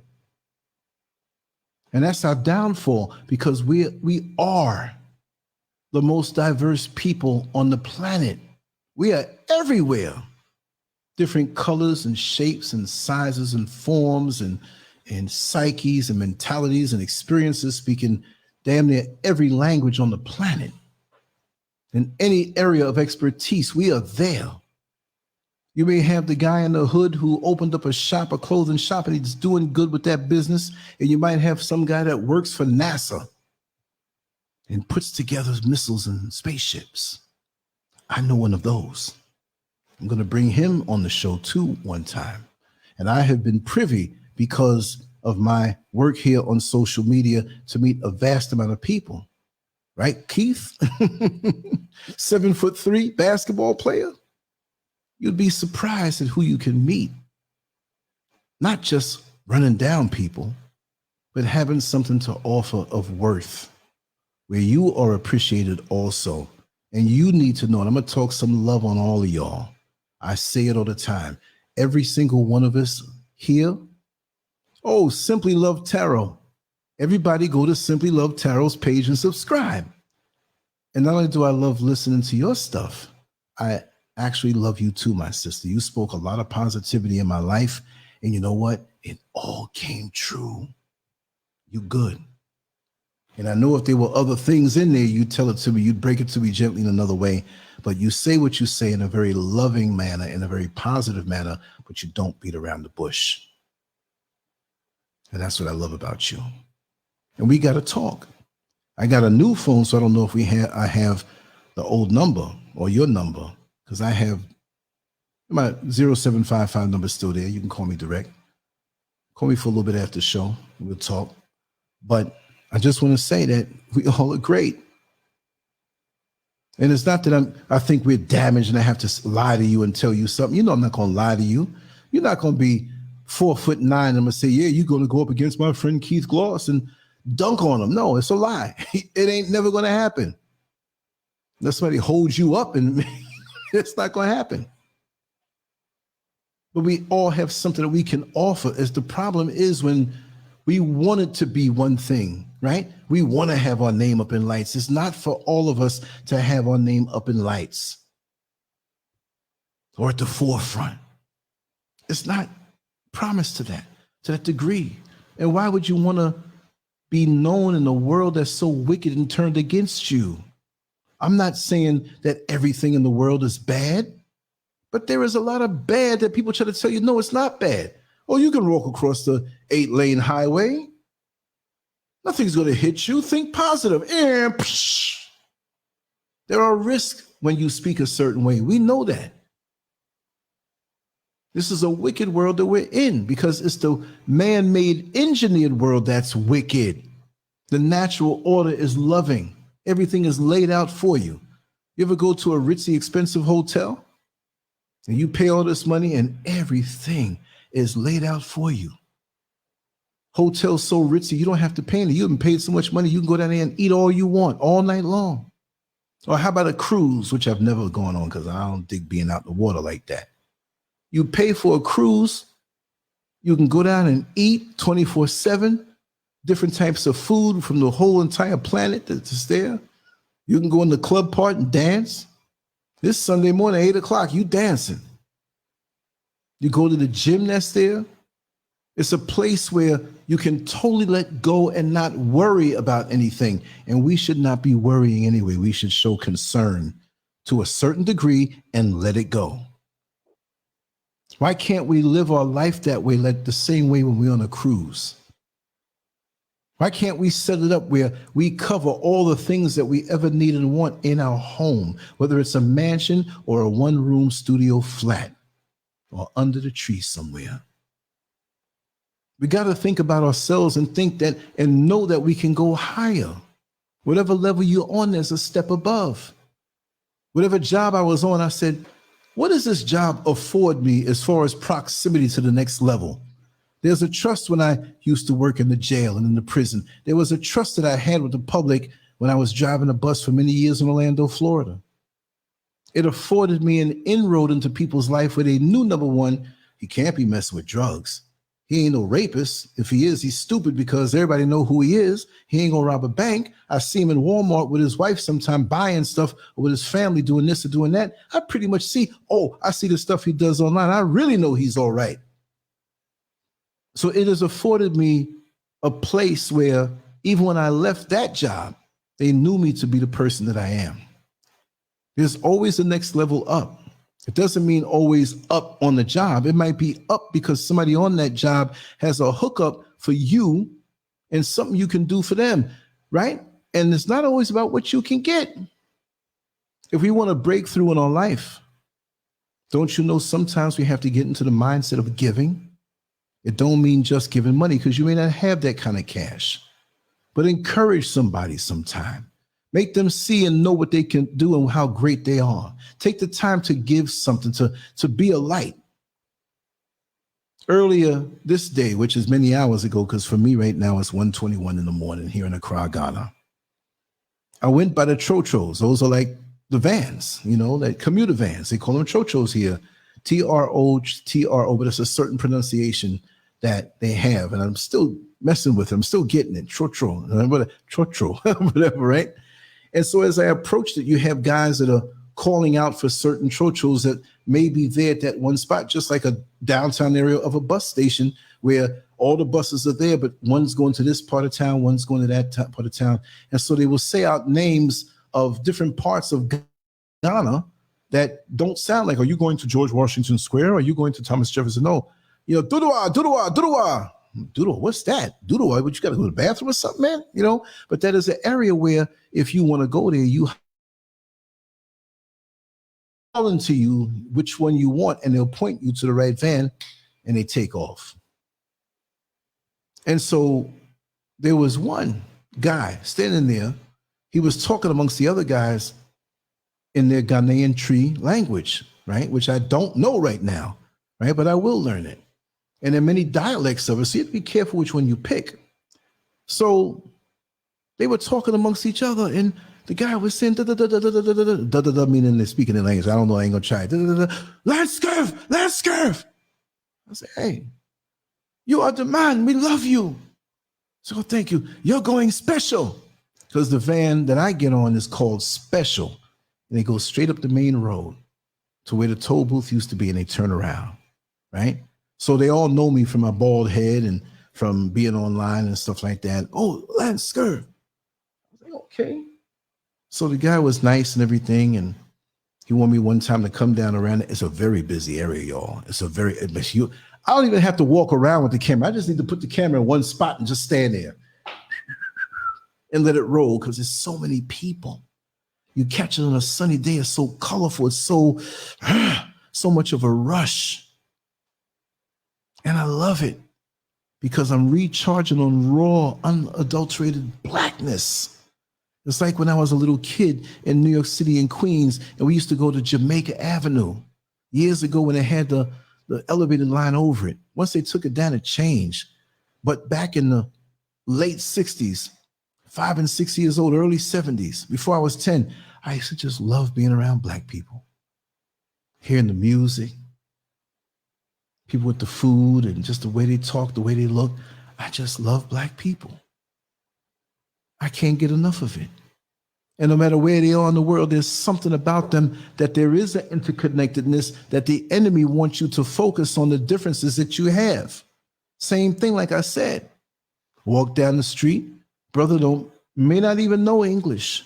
Most do because that's the predominantly taught language here in Ghana. So if you speak different dialects, and there are people who live maybe 100 miles away that speak a whole different dialect and the people can't communicate, and that's the enemy's way of doing us. But no matter where I go, the universal way of greeting a brother, what's up, man? What's up? Even if you don't say what's up, and he, right? Did it a little while ago before I started on the show. I do it every day. What's up, man? What they gonna do? Turn around and take that as theirs to the enemy? But you got to know, We all have work to do. This is not a put down. This is a sincere request that we look within ourselves and see the cleansing that we need to do. Because this is a rough planet to be on because of what has been taken, what has taken it over the natural system. And we're so tainted in our minds that it takes a daily cleansing. It's not that you get to a certain level of consciousness, you can regress because there's so much coming at us. We got all the normal stuff going on. And we have this extra thing that is inside of us. If you were raised up in the UK or America, or even if you weren't, it doesn't matter where you were raised now because you got this thing. Messing up the heads of our youth. Changing around how we think and what we honor is to be what the epitome of a good life is. The earth loves you. You are of the earth. You are of this system. You come out here and you go out in nature, you have all the food that you want, all the material to build structures. Land far out there, I don't know who owns it. It shouldn't be where any one person owns all this land. It is free. There's a vibration here that I want to take and continue to saturate myself with and spread it out all over the world via the internet. The peace of mind that you can have. And if you don't want to come out here, understand it's not just about out here, but the African energy that resonates within you. And when you come from these places, they want to lay claim on you. LANCESCURV, you're not an African. You were born in Manhattan in Washington Heights at Columbia Presbyterian Hospital. Yes, that's where I was born. But you know when you go shopping sometime, right? Here you come with another analogy. And you're walking down the aisle where they have the cookies. And you say, ooh, I want some cookies. And you grab the cookies off the shelf and put it in your cart. And you walking down, and you go down to another part of the store where they have detergents and cleaning agents and powders and soap powder. And you realize, I don't really want these cookies. And you take it, and you know most of us, we ain't gonna walk all the way back down the cookie aisle. We just put it right there next to the Ajax. Well, just because the cookies in the cleaning aisle, does that mean you can buy those cookies and crumble them up and clean your clothes? No, it's still cookies no matter where it is. So your enemy is going to want to keep you limited and say, you're not this and you're not that. Just because you were transplanted somewhere else and then lived there for a couple of centuries, that don't mean you're that. The planet is Africa. That's the motherland. We belong to the whole planet. So if that other land has a different name, granted, okay, this is where, but we came from the best place on the earth. The Garden of Eden, the Bible would say. I would say that's right here. Right here. Right here. But they don't want you to know that. They want you to think of it as past tense and don't know where it is. We're the original people, and we don't need to apologize for that. We are the greatest that everybody has taken from and prance around with our garment on, our accomplishments on them after they stole it.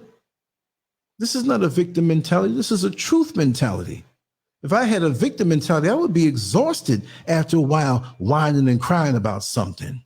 I'm not that kid in Walmart who didn't get the food or the snack that he wanted. So he goes, and halfway home, he's in the back seat. He done cried himself out. If I had a victim mentality, I would have stopped a long time ago because I would have realized it's not going to change anything in their world. We can't worry about their world. I don't worry about their world. I'm concerned about us. Because we have to know that just like with Stockholm syndrome and self-hate, those are the two children of slavery. Because they were spawned for us out of slavery. So while they may say, well, slavery's gone, well, tell us about Stockholm syndrome for Black people and self-hate.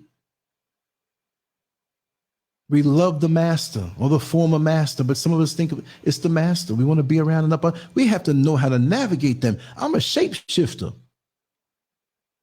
When it comes time to get to their scrutinizing of me, I know how to play the game and get right on by. Then they come and see me on a video. Well, I didn't know you had those kind of views. You don't like our stereo, right? I know the tricks. I'm a veteran of this game, like an old fighter who may be getting a little slower, but he's been around so long, he knows how to use his energy efficiently. He knows the tricks of the trade. He knows when you come out in the round in the beginning, you flurry. You coast in the middle and maintain, and toward the end, the last memory the judges see of that round, you flurry and you look good again. That's how Sugar Ray Leonard beat Marvin Hagler. Marvin Hagler changed up his style. He should have stayed himself. He probably would have beat Leonard. Never change up what you are. Enhance it or add to it. Whatever your strong hand is, the one that's always going to bring the knockout, never forget it. We all have talents and abilities, but some of us are so distracted trying to be something out in the world that what we have inside does not fit for us. So we think we're no good because the limited options that are out in the world, it's something that doesn't resonate with us. But do something original. Do what you like. First of all, ask yourself, what do you like to do? It doesn't have to make much sense to people. What got me on the internet is the pen and paper. Whole pen, same pen. I got 50 million of these pens. This is the pen I draw with. Even when I ain't drawing. As you can see this part here by the shirt that you clip over, it's bent all out because I don't go outside without it. I put it on, it's right there. Mrs. Scurv goes out somewhere with me. Oh, you got your pen? Or she just reach over because she know I have it. This is Thor got his hammer. Scurv got his pen. Because the things that I can do with this one pen. Some people will say, oh, it's ink. And you can write something with it. But I can have a concept in my head and bring it out through the characters that I put and make you see something that you might refuse to see just by what I do with this pen. I can slay so many falsehoods with this pen. I can do with this pen what a million arguments with somebody who's in denial about something can do. That's how powerful it is.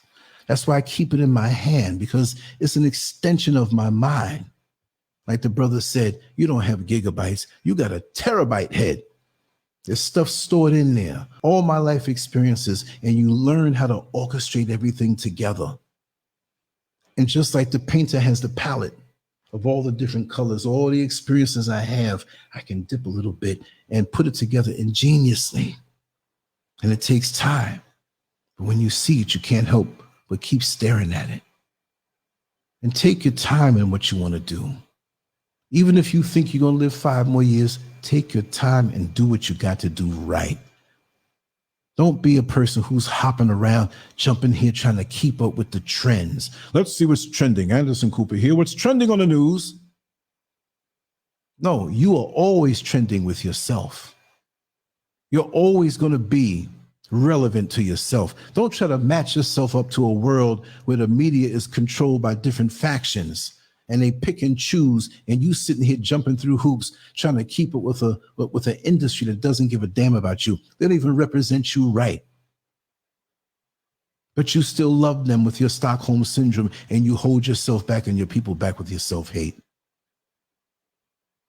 And it's still there. And it's going to consume many of us, and I'm afraid it's going to consume most of us. And when I say most, I didn't say 99%.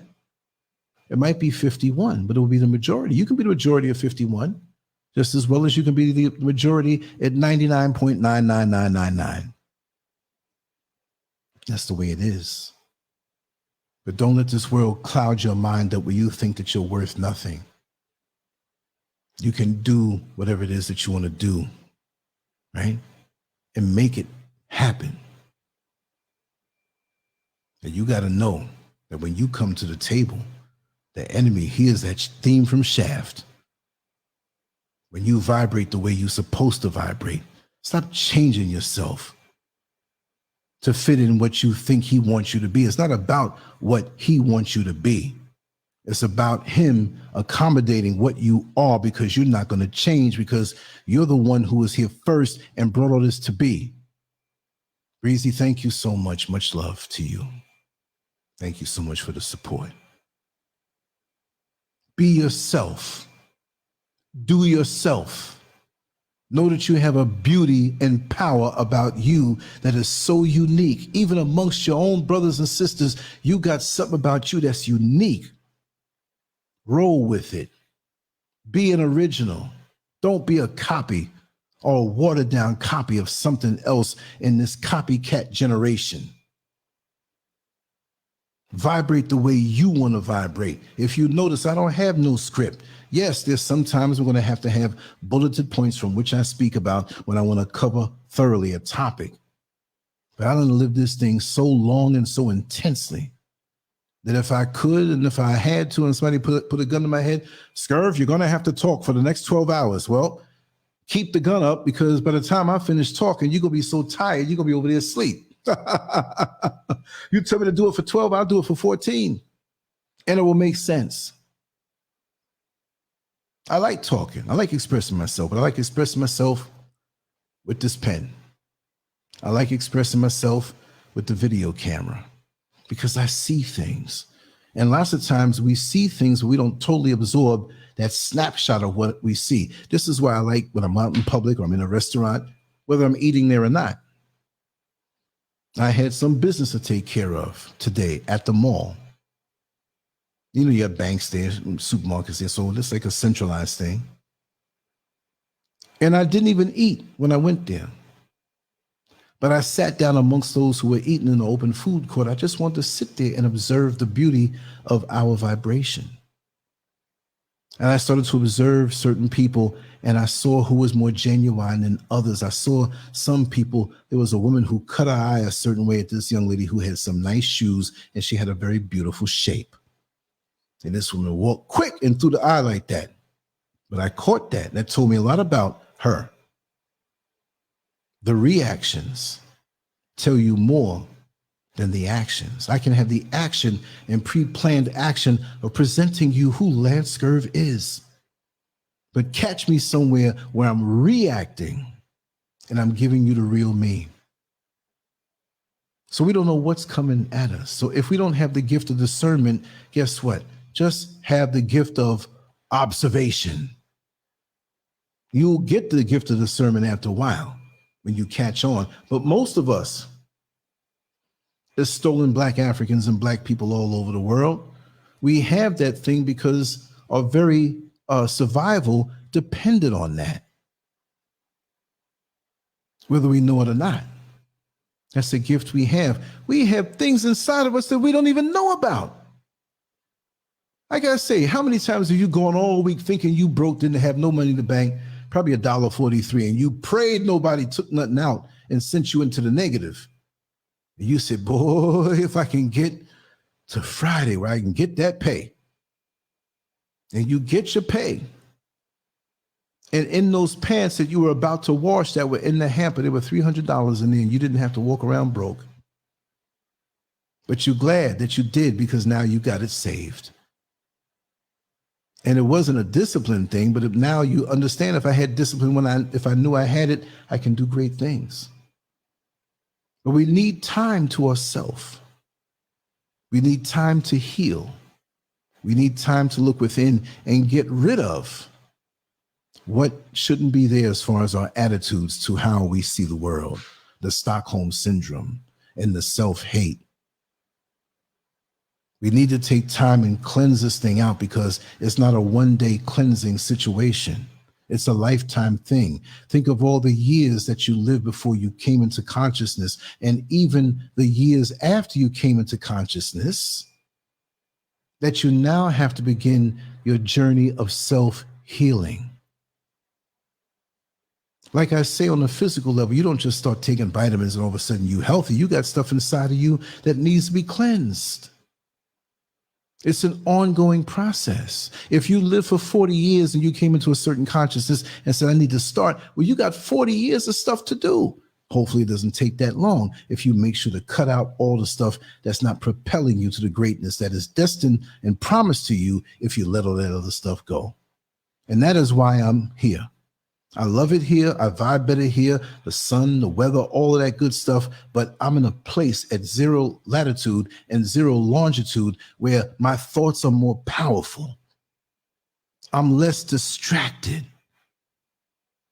There's so much more going on in the rebirth and reinvention of me that I would not be able to do there as I focus on who called me nigger or who don't like me or what job they held me back from, or when they see I have a black face, they don't want me to do the graphics for their company now.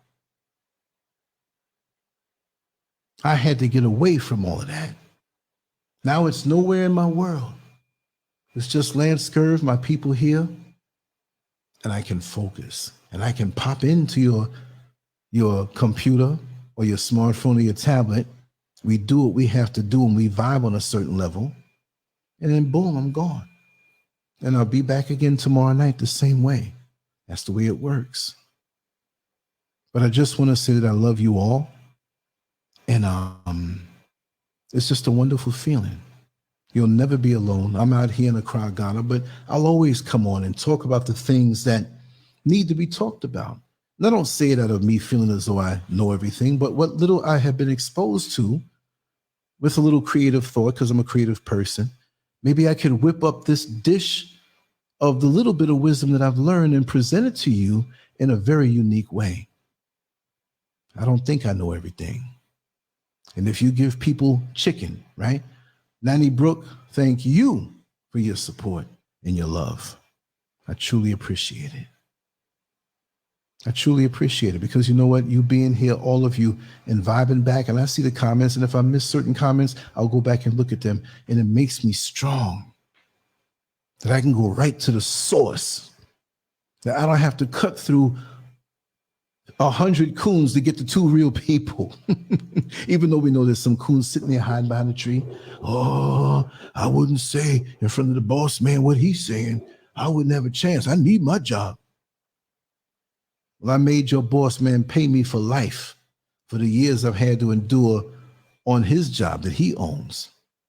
Now, boss man, pay me. You know what I mean? It may not be $1 million, but now I had to rope-a-dope a little bit, catch a few blows, be smart about it, and leave before you thought I was going to leave. Because even then they knew I can tell you a whole lot of things.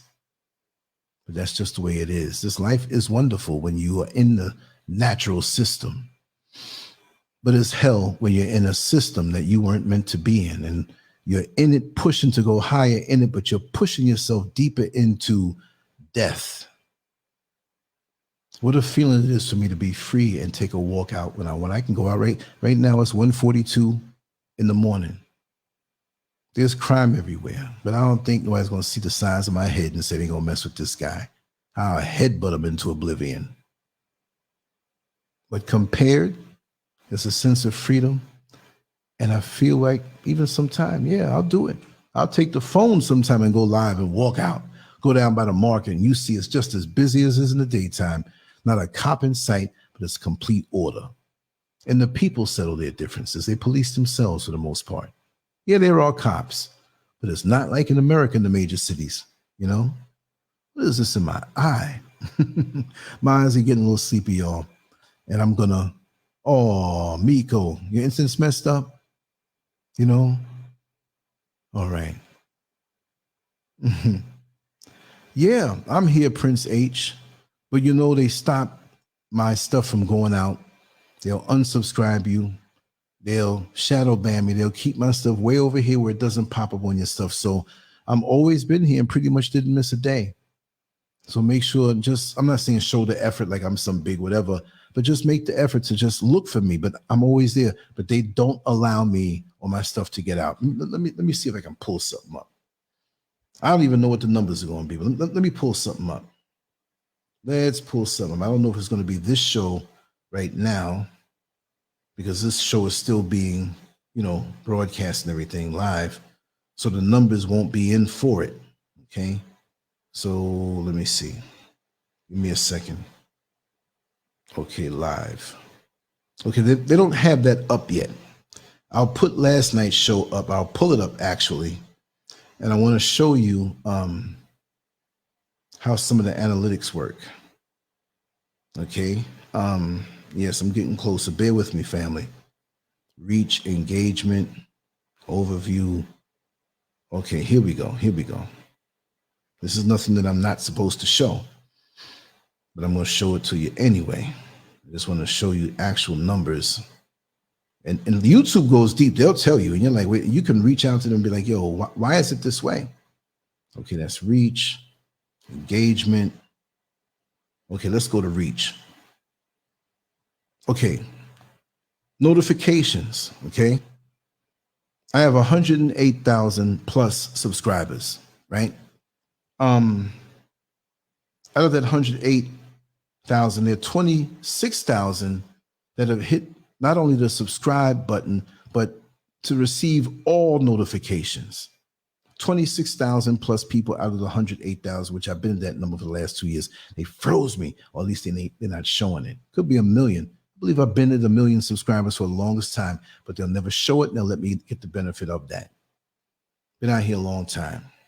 So out of that 26,000, they say, and I'm saying 26,000 because I spoke directly with Google and YouTube. When you have over a certain amount of subscribers, like over like maybe 100,000, you can talk to them by hitting one button, and you may have to wait a few minutes, but you can, and they always try to be political and get around the question, right? But out of that, I only have 10.2% of the 26,000 who received the notification. But if they say they're a viewer who came here and it was 10.2% of the 26,000 out of the 108,000, so if it's 10% of 26,000, it should be 2,600 people. What do we see here? 108? You want to see the 10.2? Let's see if I can hold it up here and let it come into focus. They say keep it real. It's out of focus now. Let me see if I keep still. There you go. There you go. Look at that one that says notifications, 10.2% out of what I'm saying is the 26,000. But you won't know that number. That was told directly to me. Okay, there you go. There you go. Those are my numbers. Let's bring it a little closer. But my hands are shaking, huh? Notifications 10.2. So it should be 2,000. Oh, here we have the space ghost effect now. Let it focus in a little more. Move my head around. Looking like space ghost. Why is it? Let me change this up. Maybe it'll go back. Okay. I look like a ghost right now. I'm spooking myself. We'll leave it here. Maybe it'll take a little while for it to come back, but I'm about to really leave until tomorrow once again. But there should be 2,600 people. Where are they? If 10% of the 26,000 who signed up for all notifications who are here, they say that they're here. So somebody got in the middle, in between. This thing is freaking me out.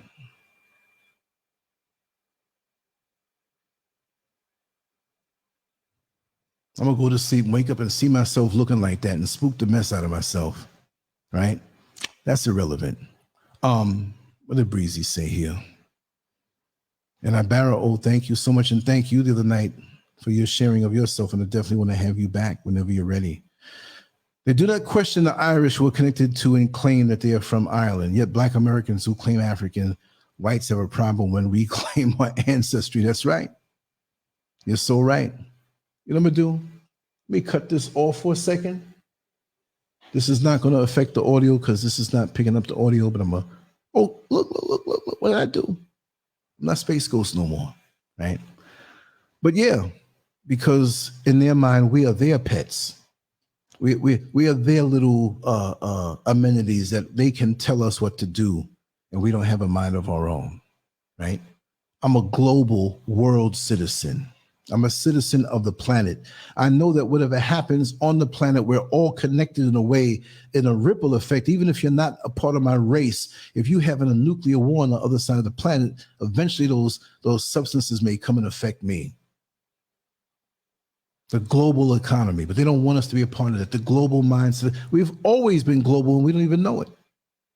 They have to come and say something along those lines for us to even toy with the thought. I come over to the motherland on my last flight and they got a Jewish man, little beanie on his head, another Jewish man sitting in front of me. And they had they had a laptop up, different statistics in different areas of Ghana with business and planning business in Ghana. And looking at me like, what are you doing there? They had no problem with the Ghanaian people who were coming back. But when they saw an American, obviously, and there were other Americans there, they're looking like, you finding out about our little hustle. We don't want you to find out about our hustle. We want to keep telling you how jacked up it is over here. The beautiful structures and malls and shops and cultural things dealing with our history. The vast land that's so affordable that you don't have to suffer if you come here and purchase. Yeah, you have shysters everywhere, and there are a lot of stories of people getting ripped off, and I will tell you about those things. I actually have people who are going to talk this story, but I want to say if you are shrewd and you are careful and you are smart and you take your time and validate things and just don't get land based on somebody saying, oh, this is my land, here, sign the paper, give me the money. Go to the Lands Commission and do your due diligence. I'm living proof. We're here. Broadcasting every night, doing what I got to do.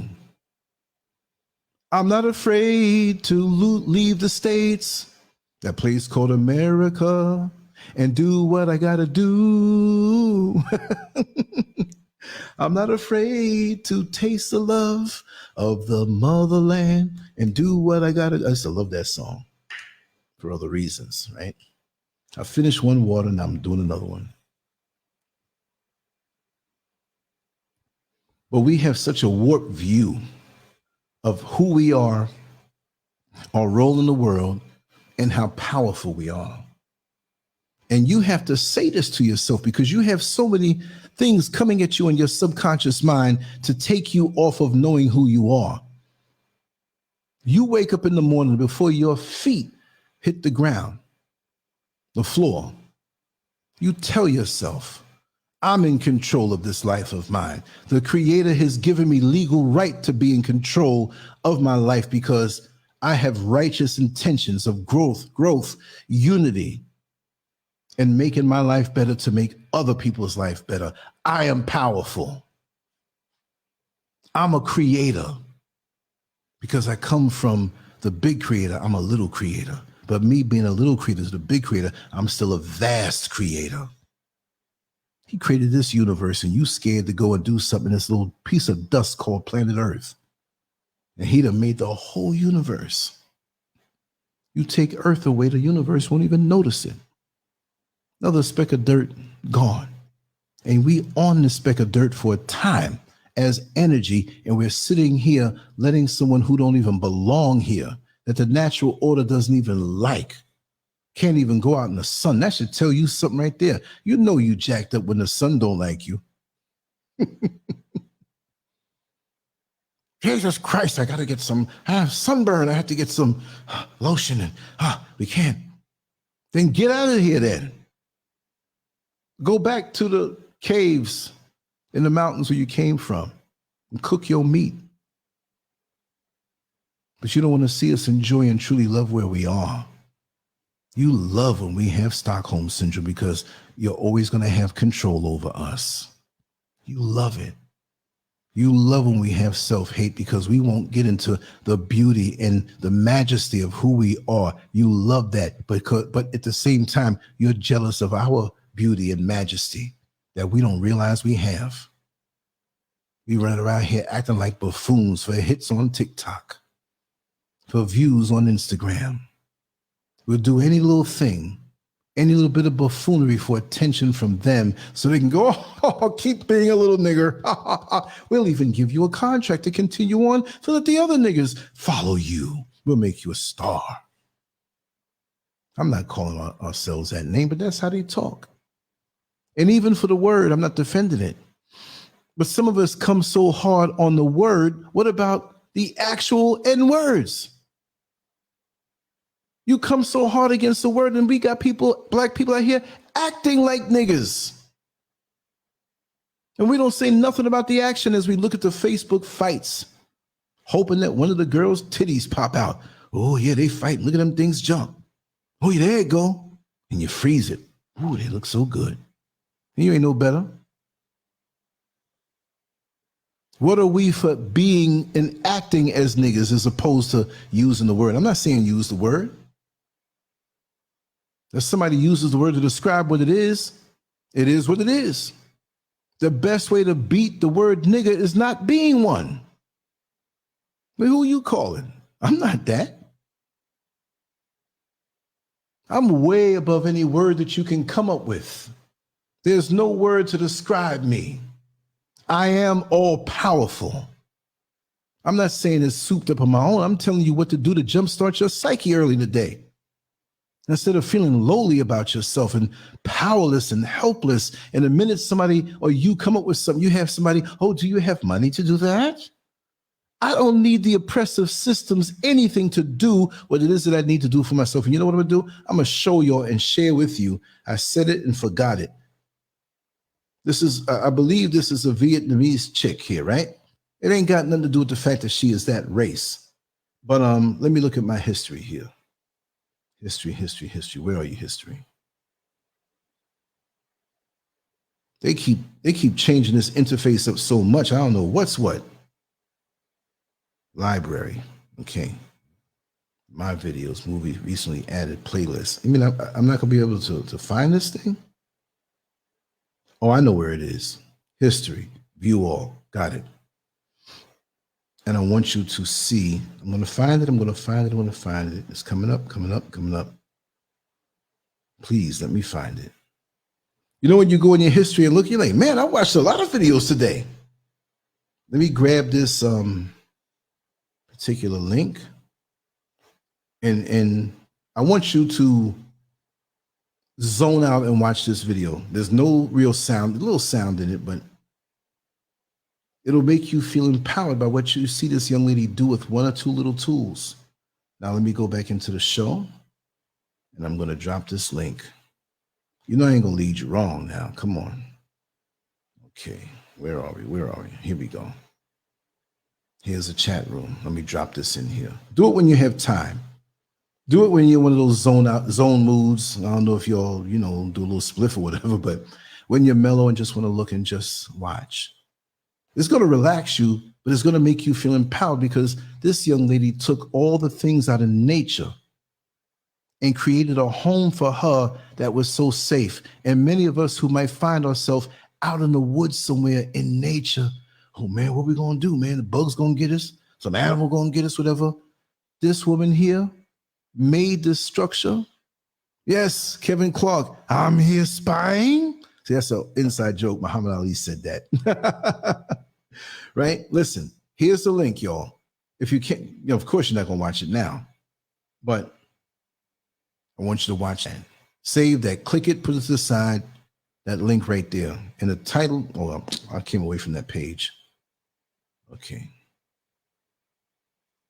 I'm so far away from it, but watch that. Look at what can be done.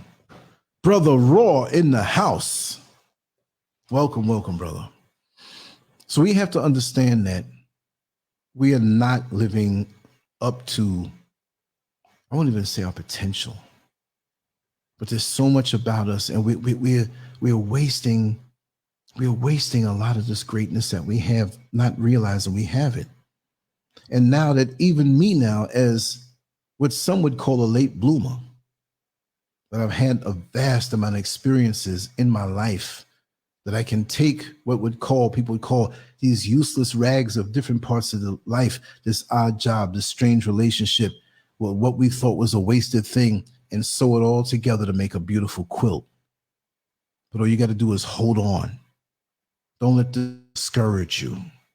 Look within. The answers are within. A lot of us look outside. Well, what should I do? Are we asking advice? Well, yeah, ask advice when it comes to learning a certain thing in an area of expertise with somebody who has experience. But you have to realize at the end of the day, whatever you think to do has to resonate with you. At the end of the day, you make the final decisions. So you have to, you know yourself, you've been with yourself, you're going to be with yourself. When you transition, you're going to be with yourself. You know yourself better than anybody else. The only other person who knows me better than me is my brother here in the chat room, Kevin Clark. There could be no book written without his input, because boy, he knows some things about old SCURV, right? But anyway, let me get ready to run. I don't want to go, but I'm not going to push it as late. I do have to get up a little earlier, and I have been getting up early also. That's the catch. Folks don't realize that. So I have a full day tomorrow, but this weekend also, and coming up to the weekend, I have lots of time. I have lots of time this weekend. So we're going to get some good footage. We're going to have some good shows, do some call-in shows too. I want to hear the opinions of all those who are here, whether you get on for a short amount of time or not. And I have another good title for you tomorrow. It just hits me. Titles just come to me. I don't know what it is, but it just comes to me. So I utilize that ability. And like I said, we just roll with it. It's a natural thing. But anyway, let me get ready to sign off. I want to see if this music plays. I want to play a few extra songs. You know, let everybody in the chat room vibe and talk with each other, you know, before I totally sign off. But I'm going to sit up for about 20 or 30 minutes and just meditate after I get off the show. And just enjoy the peace and tranquility out here and let things flow. There's something trying to talk to me now. I don't mean some space alien or some, you know, whatever, but from within, there's something happening right now as I speak. And I'm like, I need some time to be quiet, look out the window, lay down, cut the lights off, kill a few mosquitoes and put the, you know. Anyway, I'm going to play this for a little while. Neil Frazier, brother, I got to answer you. You sent me such wonderful messages and stuff, and I've been running. So, yeah, Sunkiss, you're right. I rediscovered it, and I saw it. This is something that we really need to. She takes nothing and makes something out of it. We have this thing in our head. We're so caught up in the brilliance of the white man. When he took what we have and he's reflecting it on us, making us think that we're not the ones. Once you tap in to this great power that you have inside of you, there ain't no stopping us now, right? And you're like, why didn't I figure this out all my life? This is why, for me, I'm on fire. I wish I can get a time machine and talk to the 15-year-old LANCESCURV. And my parents did a good job, but I had to learn a few lessons having a hard head that made a soft behind. No, it ain't that soft. It's too muscular, gluteus maximus, right? But I'm going to play this out. Thank you for all the good nights and all the this and that. I'm looking forward to hearing from you, Queen Marat, Brother Raw, Sunkiss, Tian Weems, Dimitri. If I scroll up, we'll be up here all night talking names. Daniel Cooper, Ren H. It's always a pleasure and an honor. But I want you to know that you are great. That even if you don't realize it all the way, just look within and look to discover what you have. Pursue the things that you like. Anything you do is going to resonate with you. It will bring you money when you focus on the things that you like and you get into it. Money will come. That money is easy to get. People say, well, how are you saying that? You walk around here broke. Well, I'm not broke. I'm not rich, but what I have is in circulation to grow.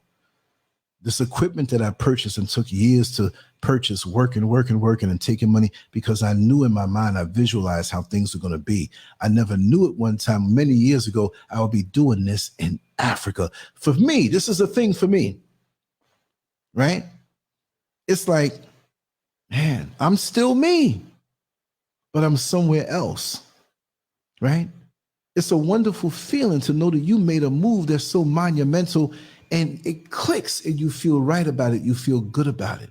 It may not be that for you. It may be something else. I can tell a dirty joke and I'll say it real quick. Fellas, it's that woman that you always wanted. And finally you look down, you're like, I wanted this for a long time. I had to say it. I can't go nowhere without saying something like that. But it's the truth though. We want something, but we don't know what it is half the time. That's what messes us up. Let me put this back here. There we go. And I'm going to doze off watching a couple of choice videos that inform me on a lot of things. But I highly recommend that video. That you know, there you go, Brother Raw. In order to get out, you got to go in. That's right. Such true words. Thank you, brother. Thank you so much. And much love to the family.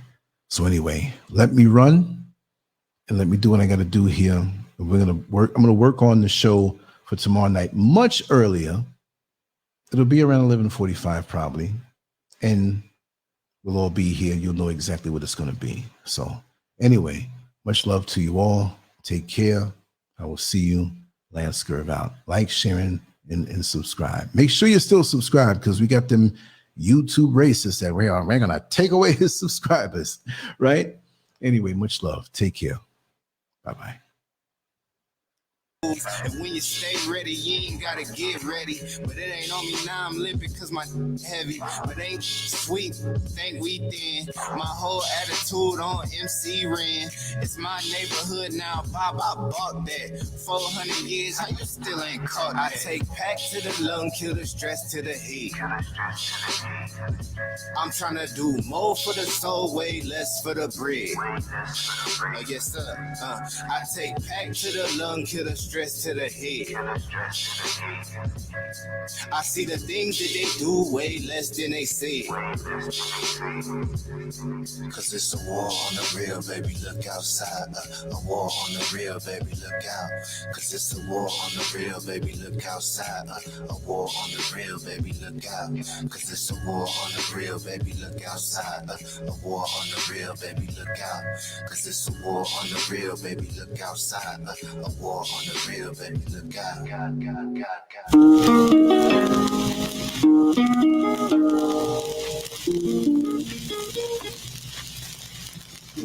Why are we called Negroes? Why are we deaf, dumb, and blind? Why is everybody making progress, yet we seem to be lagging so far behind? Why are we mistreated? Why are we in this condition? Stripped of our name, our language, our culture, our God, and our religion.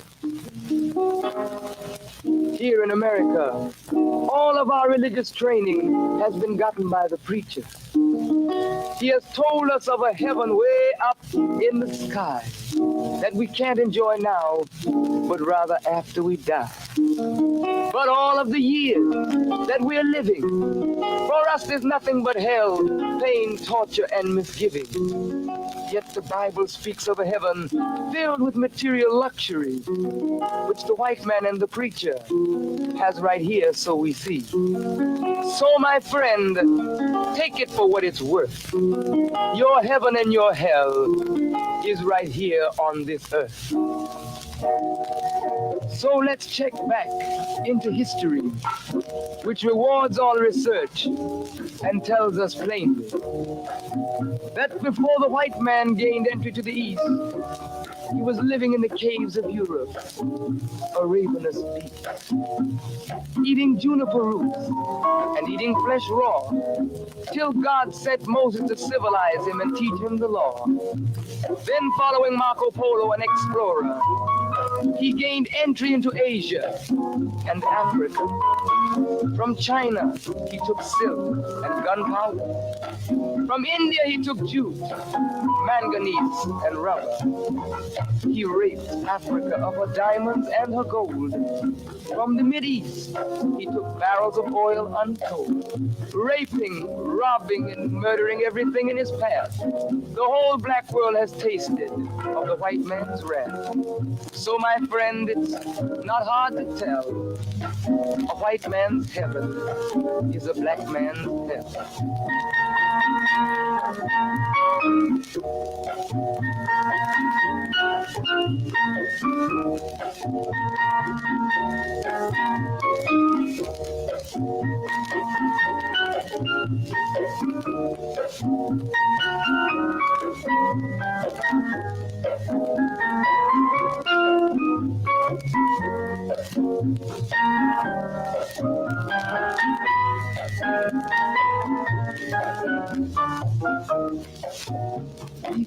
came to America, we were living in the east.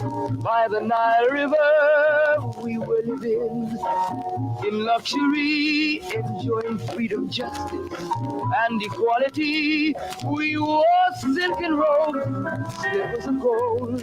We were the wealthiest and the wisest people, I'm told. Now we are the poorest of the poor. Nobody wants us at their door. So, my friend, it's easy to tell. White man heaven, black man hell.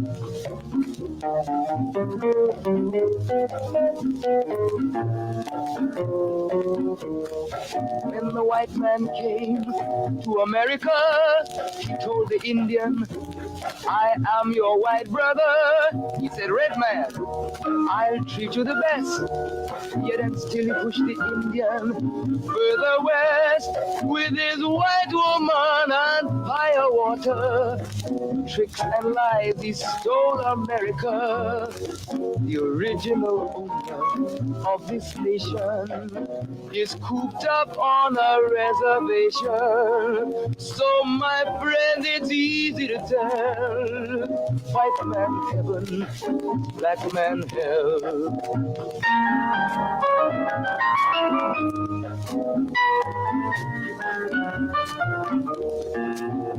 He needed someone to work the land. His back was too weak. He needed you, black man, so he commissioned Sir John Hawkins to commit the world's most grievous sin, to take a man who's born to be free and bring him down to slavery, to sell a man as merchandise. On his body put a friend, it's easy to tell. White man heaven is a black man hell.